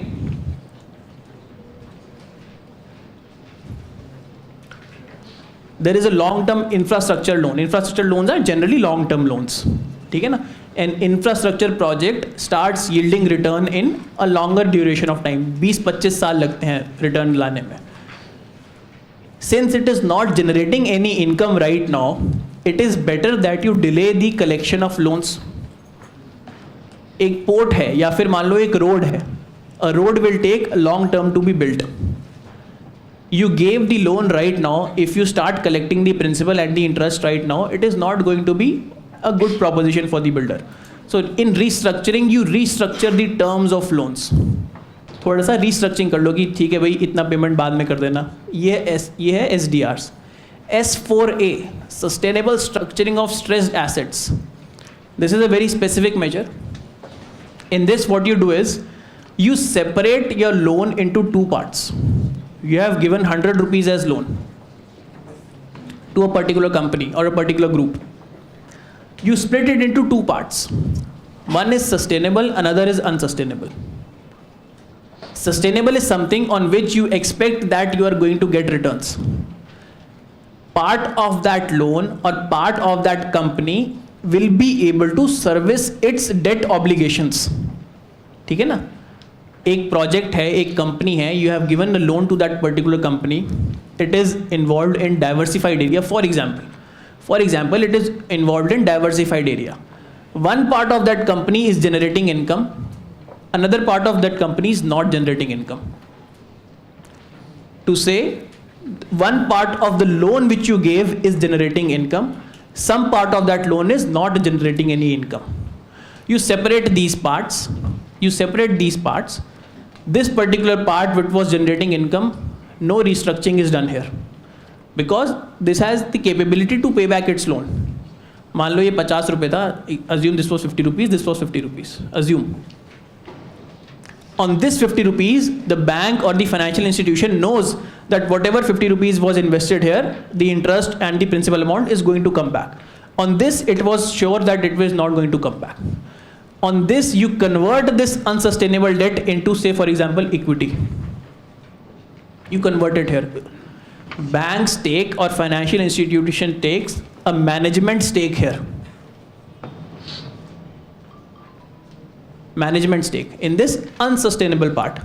उसके बाद इसके साथ उसको जो भी करना है, बेचना है, किसी को ARC को देना है, any other buyer you have want to auction it, whatever you want to do, you can do.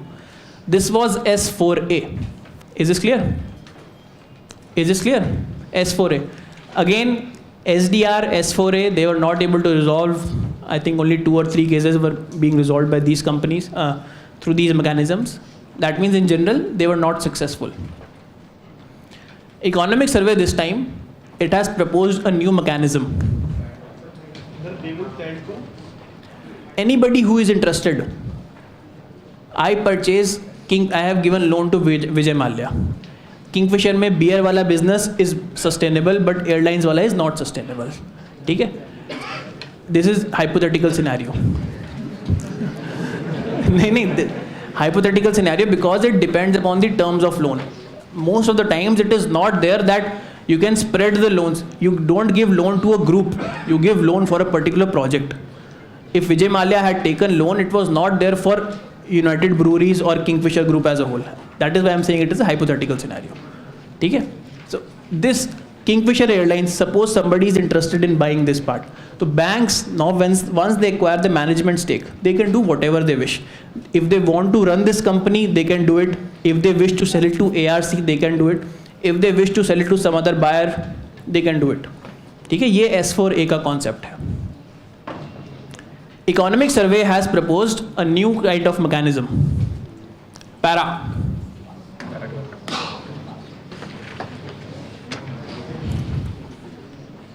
अच्छा हाँ, ये रह गया. Why have they not worked as ARCs, SDAs and S4A? Why have they not worked? Number one, it is too soon to evaluate the new system. Time. These ARCs came into practice 2 or 3 years back. S4A came into implementation last year only. So it is too soon to evaluate their success. First important constraint is time. Fine. Second, asset quality review, AQR.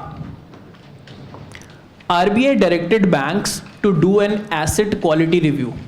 That means you review your entire assets.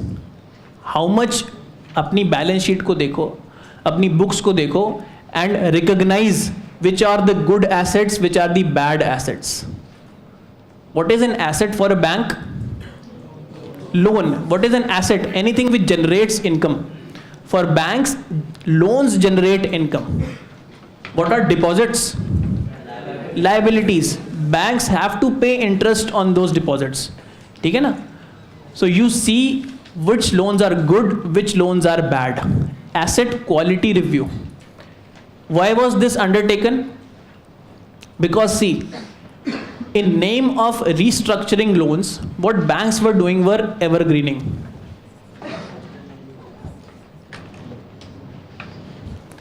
Evergreening. Evergreening means simply, I told you about those long-term infrastructure projects.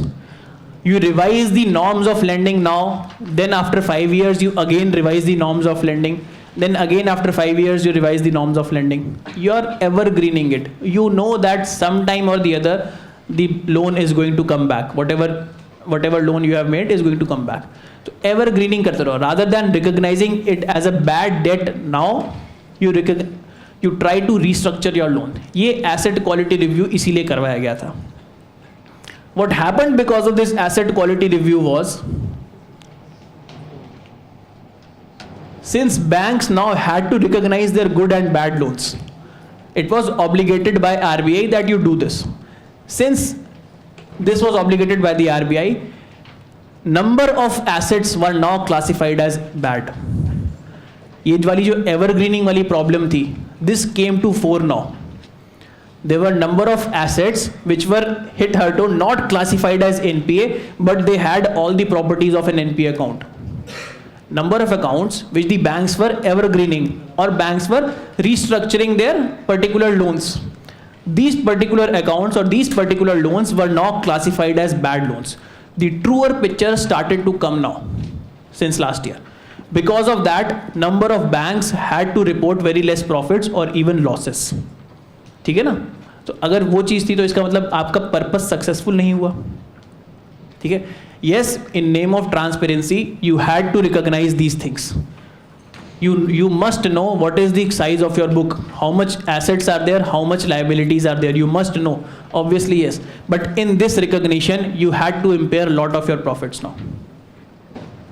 Because of this recognition, you had to impair. Now a loan is being classified as bad. You will have to do provisioning for that particular loan now. पहले उसकी provisioning कम rate पे थी. Now you have recognized it as bad. That means you are going to do more provisioning. Is this clear? So this was the problem. Again, next problem was coordination.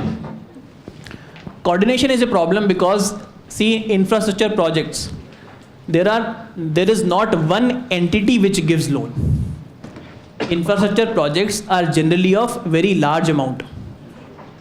Consortium of banks is the thing which gives loans. जैसे एक road project बनना है या फिर एक port बनना है. A port has to be constructed. It requires say about 25,000 crores. No one bank has the capacity to lend this much amount of money.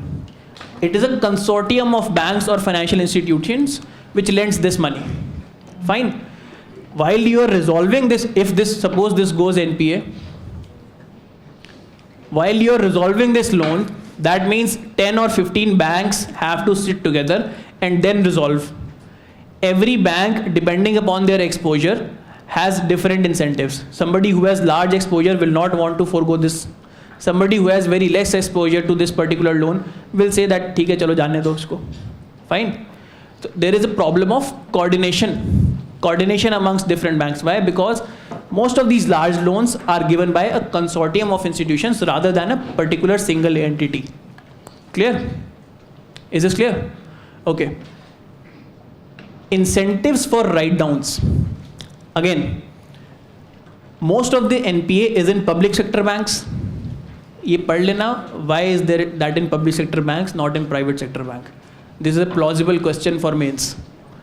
Why are most of the NPAs or bad assets part of public sector books, public sector banks books, not of private? I'm not going to explain it now. Proper incentives for write-down.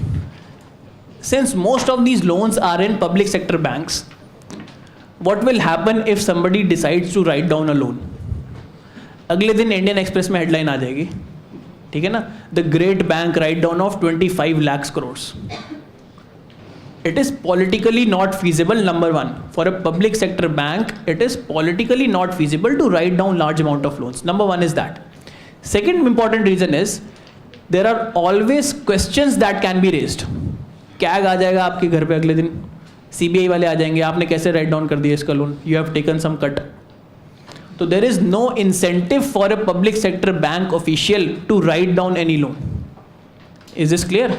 if you have to give some concession to anyone, if you are a private sector employee, it is assumed that you have done it in good faith for betterment of your institution.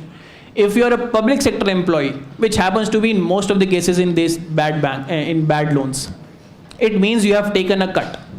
ठीक है ना? So there is no incentive for a public sector bank to cut down or write down. Is this clear? Is this clear? Economic implication of writing down. See, banks, number one, for example, a bank has 100 rupees of loan which is to be written down. That means 100 rupees of its capital is impaired. It knows that this is a loss-making asset now. The longer it keeps this money, longer it keeps this amount unresolved, for a longer period of time it is going to bear losses. Longer period of time it is going to bear losses. That means it is necessary that the banks recognize this as a non-performing asset, recognize this as an inevitable loss, and try to resolve it as early as possible. It is better that you resolve it as early as possible. This is the economic implication. Once you are able to resolve this, now your balance sheet is more clean. आपकी जो balance sheet है, book है, it is more clean now.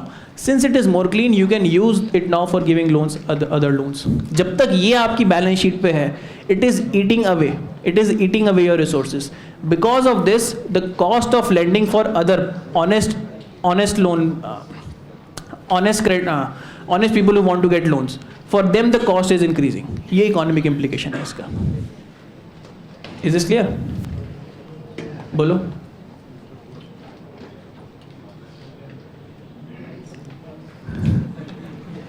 Any other doubt? Okay. हाँ, जोर से.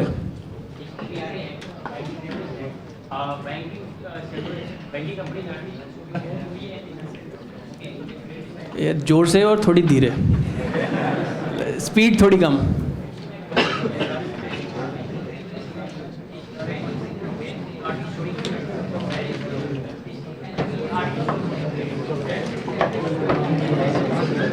यार ये बाद में डिस्कस कर लेना, this is too technical, class के बाद डिस्कस कर लेना, ठीक है? Okay. Para, public sector asset rehabilitation agency.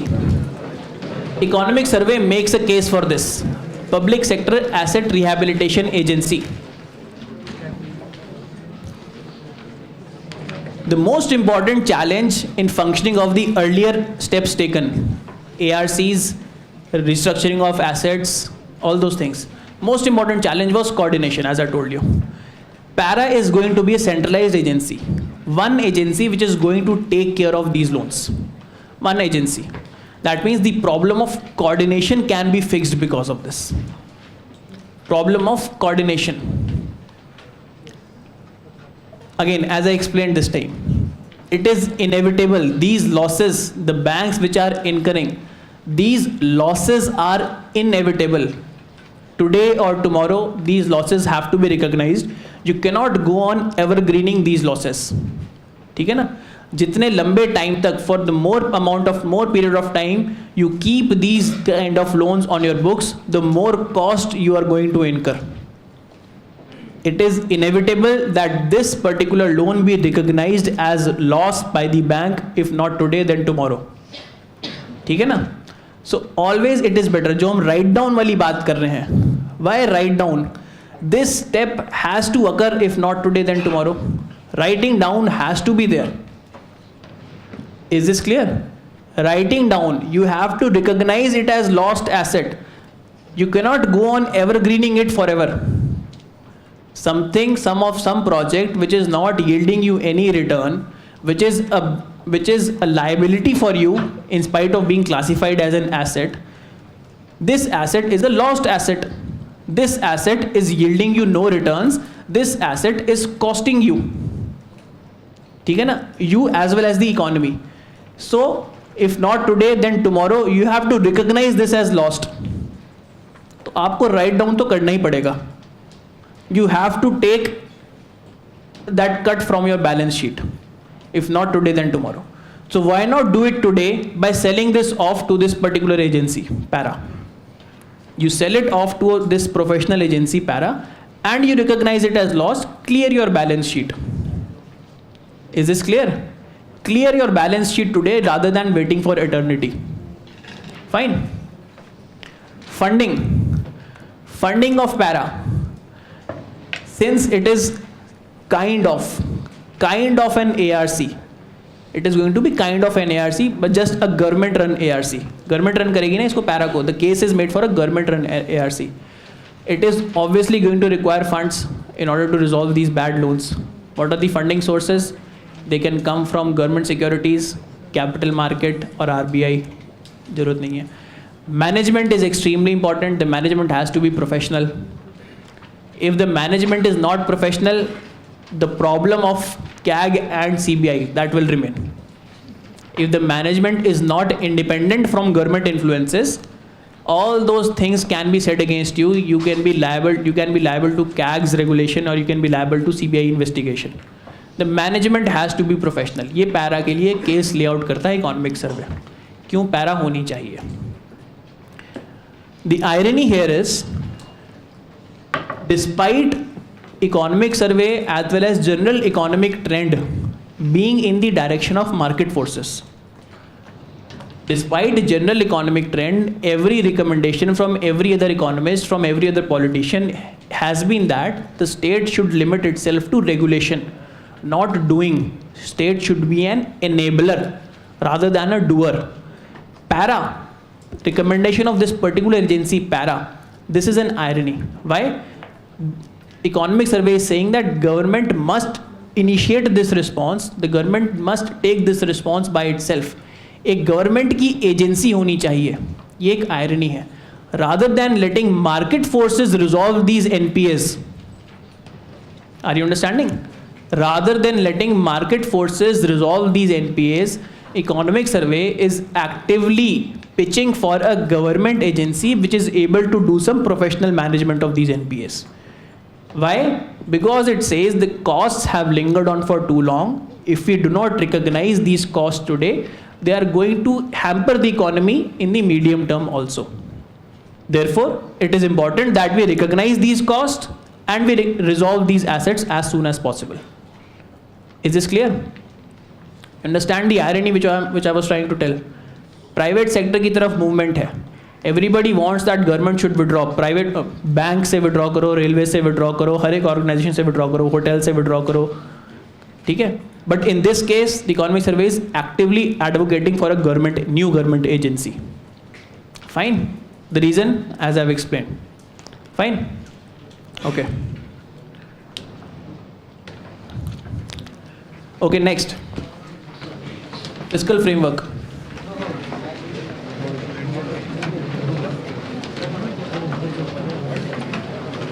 बहुत छोटा सा चैप्टर है ये भी, और जीएसटी भी बहुत छोटा सा है.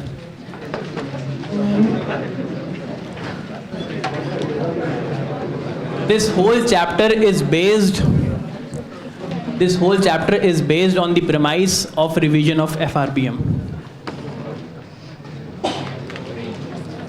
This whole chapter is based on this premise. Revision of FRBM Act. Last year, the government said that we want to revise this particular act. There must be amendments.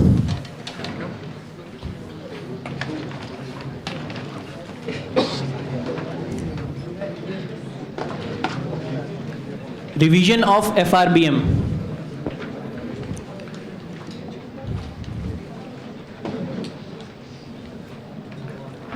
The point which it makes is the recovery of growth has not been smooth, has not been adequate. Recovery after the global financial crisis has not been adequate enough. Unconventional monetary policies have been tried everywhere. Quantitative easing, 3 arrows of Japan. Okay? They tried everything to restart the economy, but they could not do it. This is the case on which this economic survey builds. So it is building that now we are going to have a new fiscal policy, an unconventional fiscal policy. Right now, what is the fiscal policy we have? Generally, this is our economic cycle, this is boom period, this is recession period.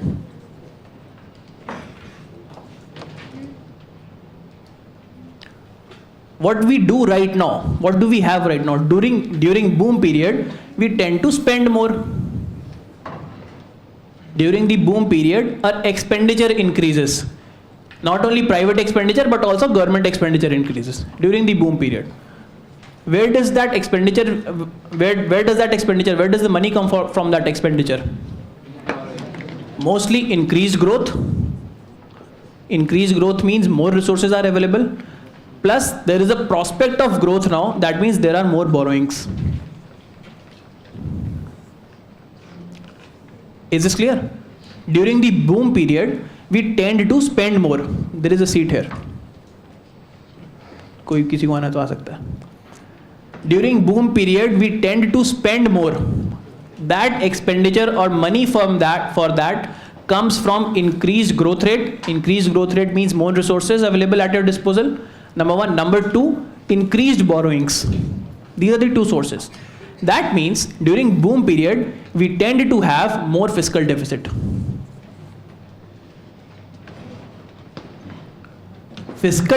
more is not the word, sorry, remove more. During boom periods, we undertake fiscal deficit. ठीक है ना? Okay. What happens during recession? During recession, this growth rate is gone. That means extra resources are gone now. During recession, the cost of borrowing are more. Recession के time पे interest rate normally ज़्यादा होते हैं. Cost of borrowing has been more during those times. That means you cannot even borrow adequately during recession periods. इसका मतलब इस time expenditure कम है. Expenditure is less during this recession period. Is this clear? What should have been the ideal scenario? In recession period, the government must step in for expenditure.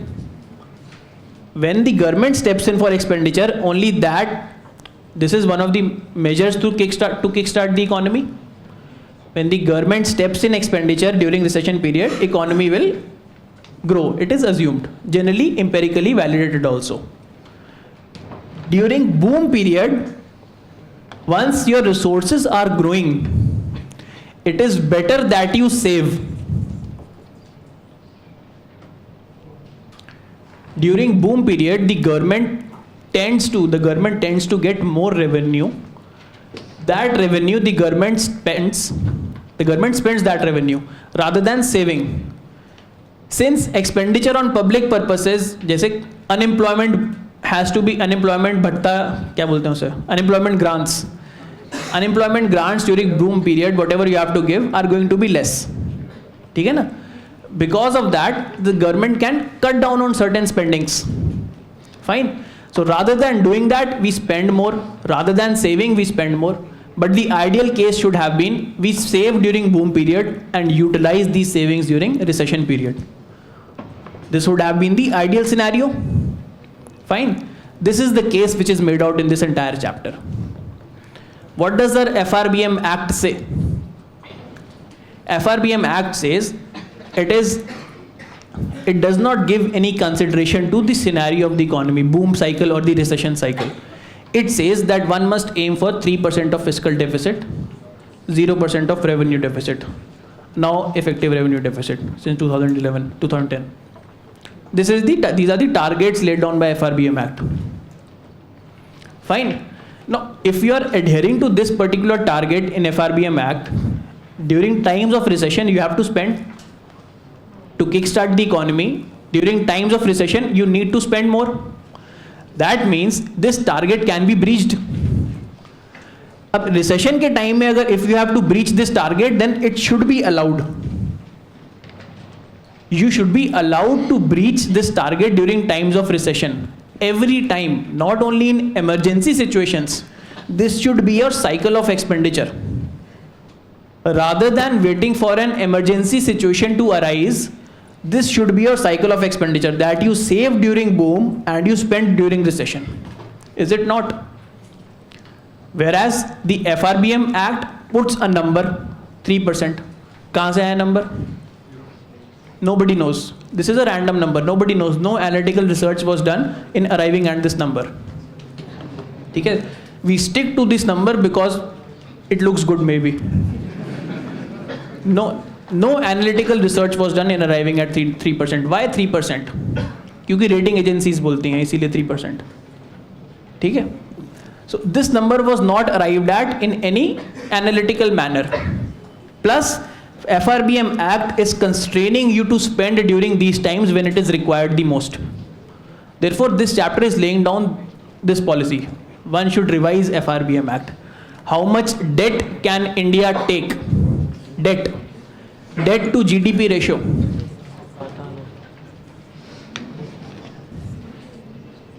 Debt to GDP ratio. Debt means कितना loan हमने ले रखा है.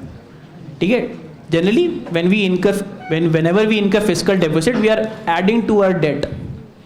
है ना? How much debt is sustainable for us? How much fiscal deficit is sustainable for us? What should be our expenditure cycle? This is all what is dealt here. Revision of FRBM Act. और कुछ नहीं है इस chapter में. ठीक है? इस chapter से रिलेटेड कोई डाउट है? अरे यही है, इसकी कंक्लूजन भी नहीं दिया है यार, यही है. Counter cyclical fiscal policy is this: spending during, saving during booms, spending during recession. That is what we usually do. कौन बोला? हाँ. No, we don't usually do this. FRBM Act constrains us to do this. Again, as I said, please listen. FRBM Act gives us exceptions during emergency circumstance. During an emergency, for example, that witnessed in 2010 in India. In 2010, we said that we are not going to adhere to FRBM Act. The FRBM Act gives us measures to take exceptional steps during emergency circumstances, like 2010. It is not a norm for us. We have done it in past, but the chapter is laying down that FRBM should be revised. Rather than following this pro-cyclical policy, we must follow this counter-cyclical policy. ठीक है? Is this clear? Any doubt? Very probable question. I was thinking that this would be asked this time in mains, but इस बार पूछ लेंगे. ठीक है? Revision of FRBM Act, extremely important. Last year in budget, the finance minister announced a panel for revision of FRBM Act. Okay, GST.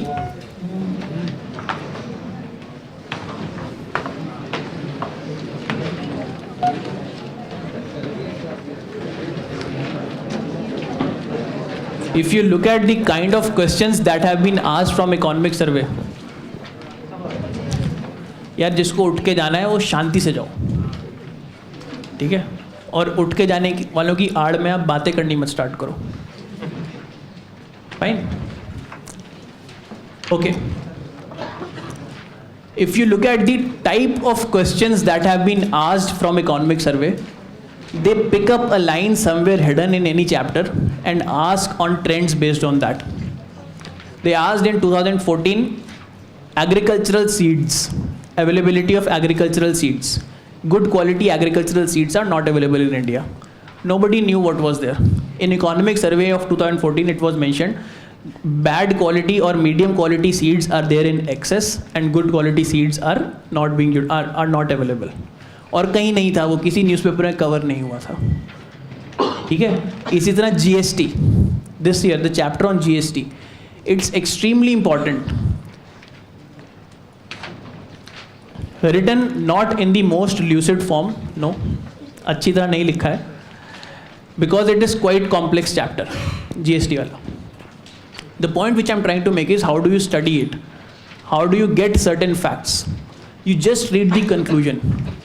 A very important conclusion. See, when some myths are busted or general understanding is busted, it becomes important. ठीक है? A general understanding, if you're reading only the newspapers, is that India is highly divided country.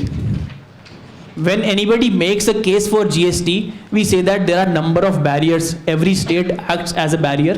We are a highly fragmented country, and because of this fragmentation, we are not able to trade adequately. हर एक newspaper के अंदर ये चीज़ होती है GST की explanation के अंदर. Because of fragments, because of number of taxes, interstate trade or internal trade is very less. This myth has been busted by the economic survey. The economic survey categorically says our interstate trade is quite high, up to the extent of about 60% of GDP.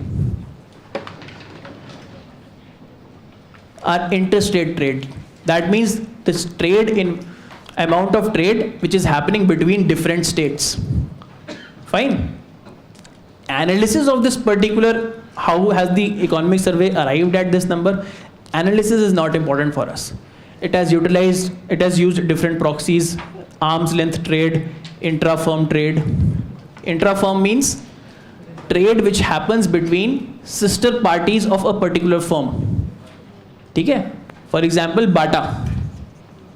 Bata has to manufacture shoes. For that, it will acquire leather certain logistics, manufacturing, again logistics. This is going to be general supply chain of any company. Acquisition of raw material, you store those raw materials somewhere, you transport all those raw material to the manufacturing plant, certain further value addition is done, and finally it is sold to a retailer. Generally, supply chain of any company looks like this. What the economic survey has found out is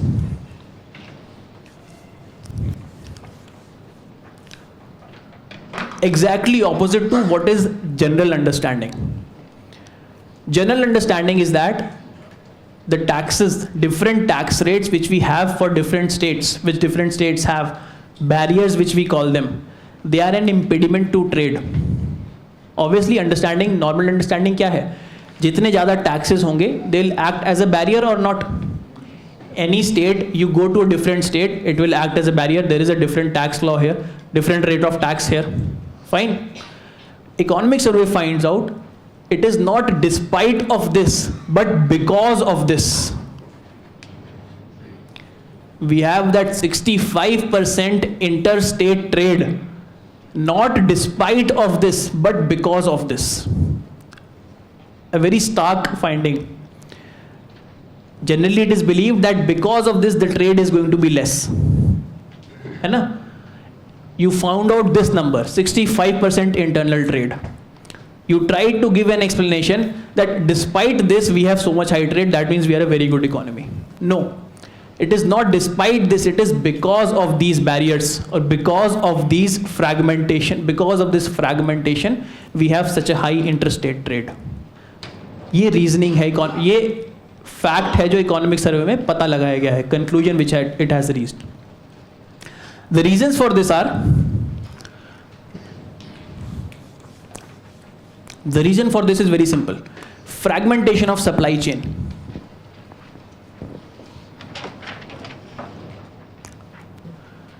The survey found out certain states like say Uttarakhand, Himachal Pradesh, very small states. These trades have exceptionally high trade to GDP ratio, trade to state GDP ratio. These states. Is there any reason why a factory would be located in Uttarakhand or Himachal Pradesh? जो हम normal factors of production पढ़ते हैं. What are the factors of production? Supply of land, labor, capital. Land is not available in these states. Labor, sparsely populated states. Capital, obviously not there. Infrastructure, not there. Raw material, not there. Still, these trades are trading very high as compared to their GDP. Why? It is because of tax breaks. Number of companies, because of a taxation structure, number of companies enjoy benefits in say these states, in northeast states, in many other parts of the country. Number of states have different exemptions for different items. Because of this, what has happened is fragmentation of supply chain has happened. Manufacturing, one part of manufacturing takes place in Uttarakhand. Final product is manufactured in say Uttar Pradesh. Noida में SEZ में लाके final product manufacture कर देते हैं, या फिर tax जहाँ पे exemption हो. Value addition again done in Himachal Pradesh, then sent to for sale to Punjab. So it is because of this fragmentation, because of number of tax structures we have, the supply chain is fragmented a lot. Different factors of production are located in states where they enjoy maximum benefits. Is this clear? Because of this, we are witnessing, we have witnessed a very high interstate trade. Because of this. So it is not despite the tax laws, it is because of tax laws, because of the barriers, we have a very high interstate trade. Okay? Important conclusion, it might be asked as a statement in prelims. Fine? Okay.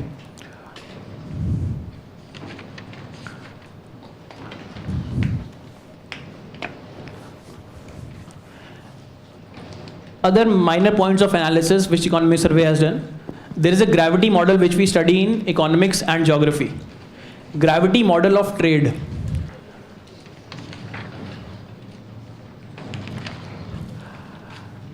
there is UP, there is Tamil Nadu, there is Haryana. What do you think, where do you think is UP going to trade maximum with? Haryana, obviously. Why? Distance is very less. Distance is very less. Distance is one factor. As the distance between two centers increase, the trade between them decreases. ठीक है? लिख लो ये चीज़ को अगर नहीं पता है तो. But gravity model, distance, denominator में distance है. न्यूमिनेटर में क्या होगा? ग्रेविटी की फोर्स होती है ना, gravity gm1 m2 upon r square. तो r becomes distance here. In a real equation also it is distance, but what is mass? Mass. Size. Size. There is Haryana near UP, there is MP near UP. There is MP near UP.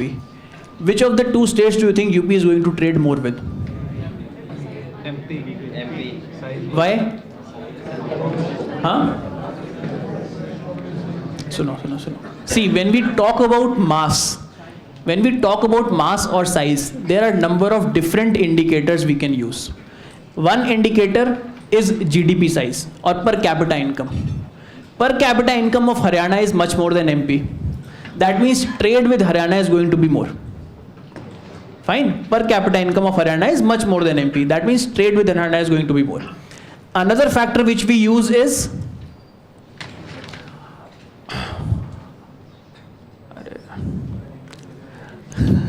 population size.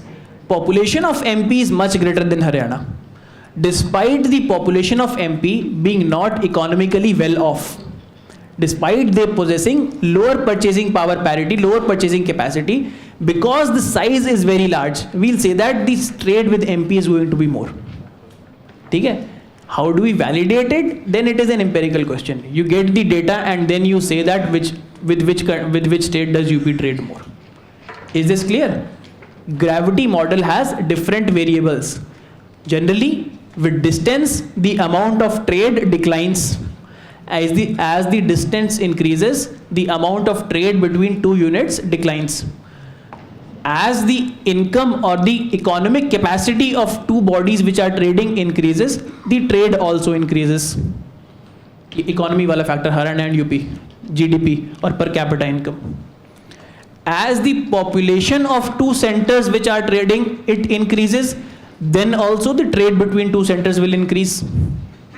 Is this clear? So these are different models of these are different variables in the gravity model which are used to determine interstate trade. It is then compared with trade relative variables in USA which we should not know. Role of multiple taxes we have discussed. Comparison with other US, EU and WTO. Why do we need a GST? Briefly, I'll tell you.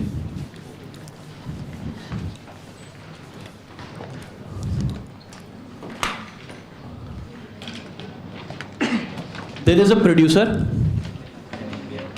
wholesaler, retailer, consumer. Fine. What are the taxes which a producer has to pay? Number one, he has to pay excise duty at the production gate. The value of goods declared at the production gate, that is at that amount, excise duty will be charged. Excise goes to central government. Good. A sale is made here. A sales tax is levied. Who is going to take this? State. Wholesaler purchases, this was 100 rupees, excise duty at 10%, sales tax at 10%. Wholesaler purchases that 120. 100, 10 or 10, 120. Wholesaler decides to have a profit of say 100 rupees here. This 100 rupees or profit is same thing as value added. Profit is an alibi for value added. Fine. Again, a sale is made here. What is the tax which is levied? Sales tax at the rate again 10% say. How much will the tax be levied? At 10%, 10 rupees. VAT system. We have a VAT system, value added system. Only value added at subsequent stages is taxed. Only value added. Value added in this stage was only 100 rupees. On 100 rupees, on this 100 rupees, one tax and second tax had already been paid. Okay? Value added was only 100 rupees. Tax paid at this stage is 10 rupees again. Fine. Again, here sales tax is levied at the rate 10%. How much will the consumer pay? Suppose retailer buys it for 220 and 10, 230. Decides to have a profit of 100 rupees again. Sales tax at 10%. That means 10 rupees. Price for consumer comes out to be 340 rupees. Okay? This tax goes to state government, sales tax, sales tax, sales tax. All these taxes are going to the state government. Fine. This excise duty is going to the central government. Now, the burden of all these taxes is borne by the consumer finally. तभी तो indirect taxes हैं. VAT, see, VAT, sales tax, original sales level sales tax is now called VAT since 2005 because we are following a value added system. ठीक है? There is a concept in SENVAT also. Have you heard of this term? SENVAT. What is SENVAT? ये कहाँ पे levy होता है? हाँ? नहीं. No, that is not SENVAT. That is CST which you are talking about. CST is different, SENVAT is different. At manufacturer, good. See, a product was produced here. For example, a toy was produced here. Certain raw materials would have been purchased for that particular product. If raw materials were purchased for that product, certain taxes on those raw materials would also have been given. Okay? So all those taxes are offset using this SENVAT system. कोई भी intermediate product है, उसके ऊपर भी excise duty levy की गई होगी ना? Excise duty would have been levied on all those intermediate products which went into production for this particular producer. है कि नहीं? उन सब पे excise duty दी गई थी. उस excise duty को offset करते हैं SENVAT के through. Is this clear? CST is different, central sales tax. When any point of sale lies in another state, any point of sale lies in another state. For example, a cricket bat was manufactured in UP. It was sold to Delhi. It was sold in Delhi or it was sold in Haryana. ठीक है? Constitutional provision are there which state that sales tax cannot be levied on interstate sale. Interstate sale के ऊपर sales tax levy नहीं कर सकते हैं. Article 301 to 304. ठीक है? Free trade in within India, restrictions on free trade within India. Who has the power? Go and read them. ठीक है? The point is, you cannot levy sales tax on interstate transactions. That means if that particular bat would have been sold in UP, the UP government would have got a sales tax. But since that bat is now being sold in Haryana, UP government is losing that particular sales tax revenue. Is it not? Because it cannot levy a sales tax on that particular transaction. Is it not? What happens is, in order to compensate this particular transaction, the loss from this particular transaction to the UP government, the central government levies a tax called CST, Central Sales Tax. Fine. Now this central sales tax goes in its entirety to the UP government. Is this fine? Now, we already have a value added taxation system right now at the state level. We already have a VAT system at the state level. How is GST going to be different? See, whatever value was added at any stage, that is already being taxed. You are not paying the tax on the entire value, but only on the value added. Already this system is in place. But these central taxes, excise, VAT, CST, these are not being offset against the state level taxes. ये 10 रुपए आपने यहाँ पे भी दिए हैं, ये भी indirect tax है. The 10 rupees which you have paid to the central government in form of this excise duty or some interstate trade in form of CST or VAT, that is also an indirect tax. This particular tax is not being offset. Any particular trader or even the consumer, anyone in the supply chain is not getting credit, input tax credit for the tax paid to the central government. Why? Because these cannot be offset against each other. Only state taxes can be offset against state taxes. Only central taxes can be offset against central taxes. Fine. In order to correct this anomaly, we require a GST. When GST will come, ये सब tax चले जाएंगे, excise, sales tax, VAT, CENVAT सब चले जाएंगे. There is only going to be a GST. That GST will have components, SGST and CGST. उसके components होंगे. वो components किस लिए हैं? These components are for deciding the allocation of revenue. इसलिए हैं वो components. Central GST, the entire share is with center. State GST, the entire share is with the state. But when you are offsetting, using it for offsetting, you are not differentiating between these. You only have GST now. You can offset GST at any subsequent stage. That is why GST is required. That is why GST is going to be, in reality, a one nation, one tax. Is this clear? We already have a VAT or value added system at the state level. We already have some kind of value added system at the central level. But both these taxes, state and center, cannot be offset against each other. In order to correct this, we need a GST, which is going to be one tax, which will be offset at every subsequent stage. Input tax credit will be provided based on that particular tax. Is this clear? Is this clear? GST. Economics forum mein they have given a comparison. Why do we need a GST? What are different state tax laws in US, EU and WTO? Obviously, we do not have to concern ourselves with that. Not important for us. What is important is we know certain differences. Polity के aspects है, comparative polity है ना, comparison with different constitutions. Course का part है ना, comparison with different constitutions. अरे एक चीज़ है, एक लाइन बोलना, उसके बाद जितनी बातें करनी कर लेना. Despite states in America exercising residual powers, despite states in America exercising very high degree of autonomy in regulating or conducting their financial businesses, there is no interstate tax which is levied there. ठीक है?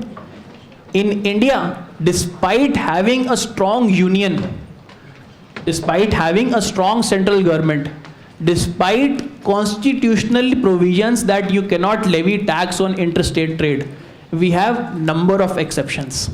वो जो starting में बताई थी ना exceptions वाली चीज़, जिनकी वजह से supply chain fragmented है. We have number of exceptions despite having the constitutional provision that you cannot levy tax on interstate trade. These exceptions have been upheld in public interest by the Supreme Court itself. The exceptions to free trade in India have been upheld by the Supreme Court. Whereas, despite high degree of financial autonomy in US, no such exceptions are allowed by the Supreme Court there. Difference. Can you see the difference?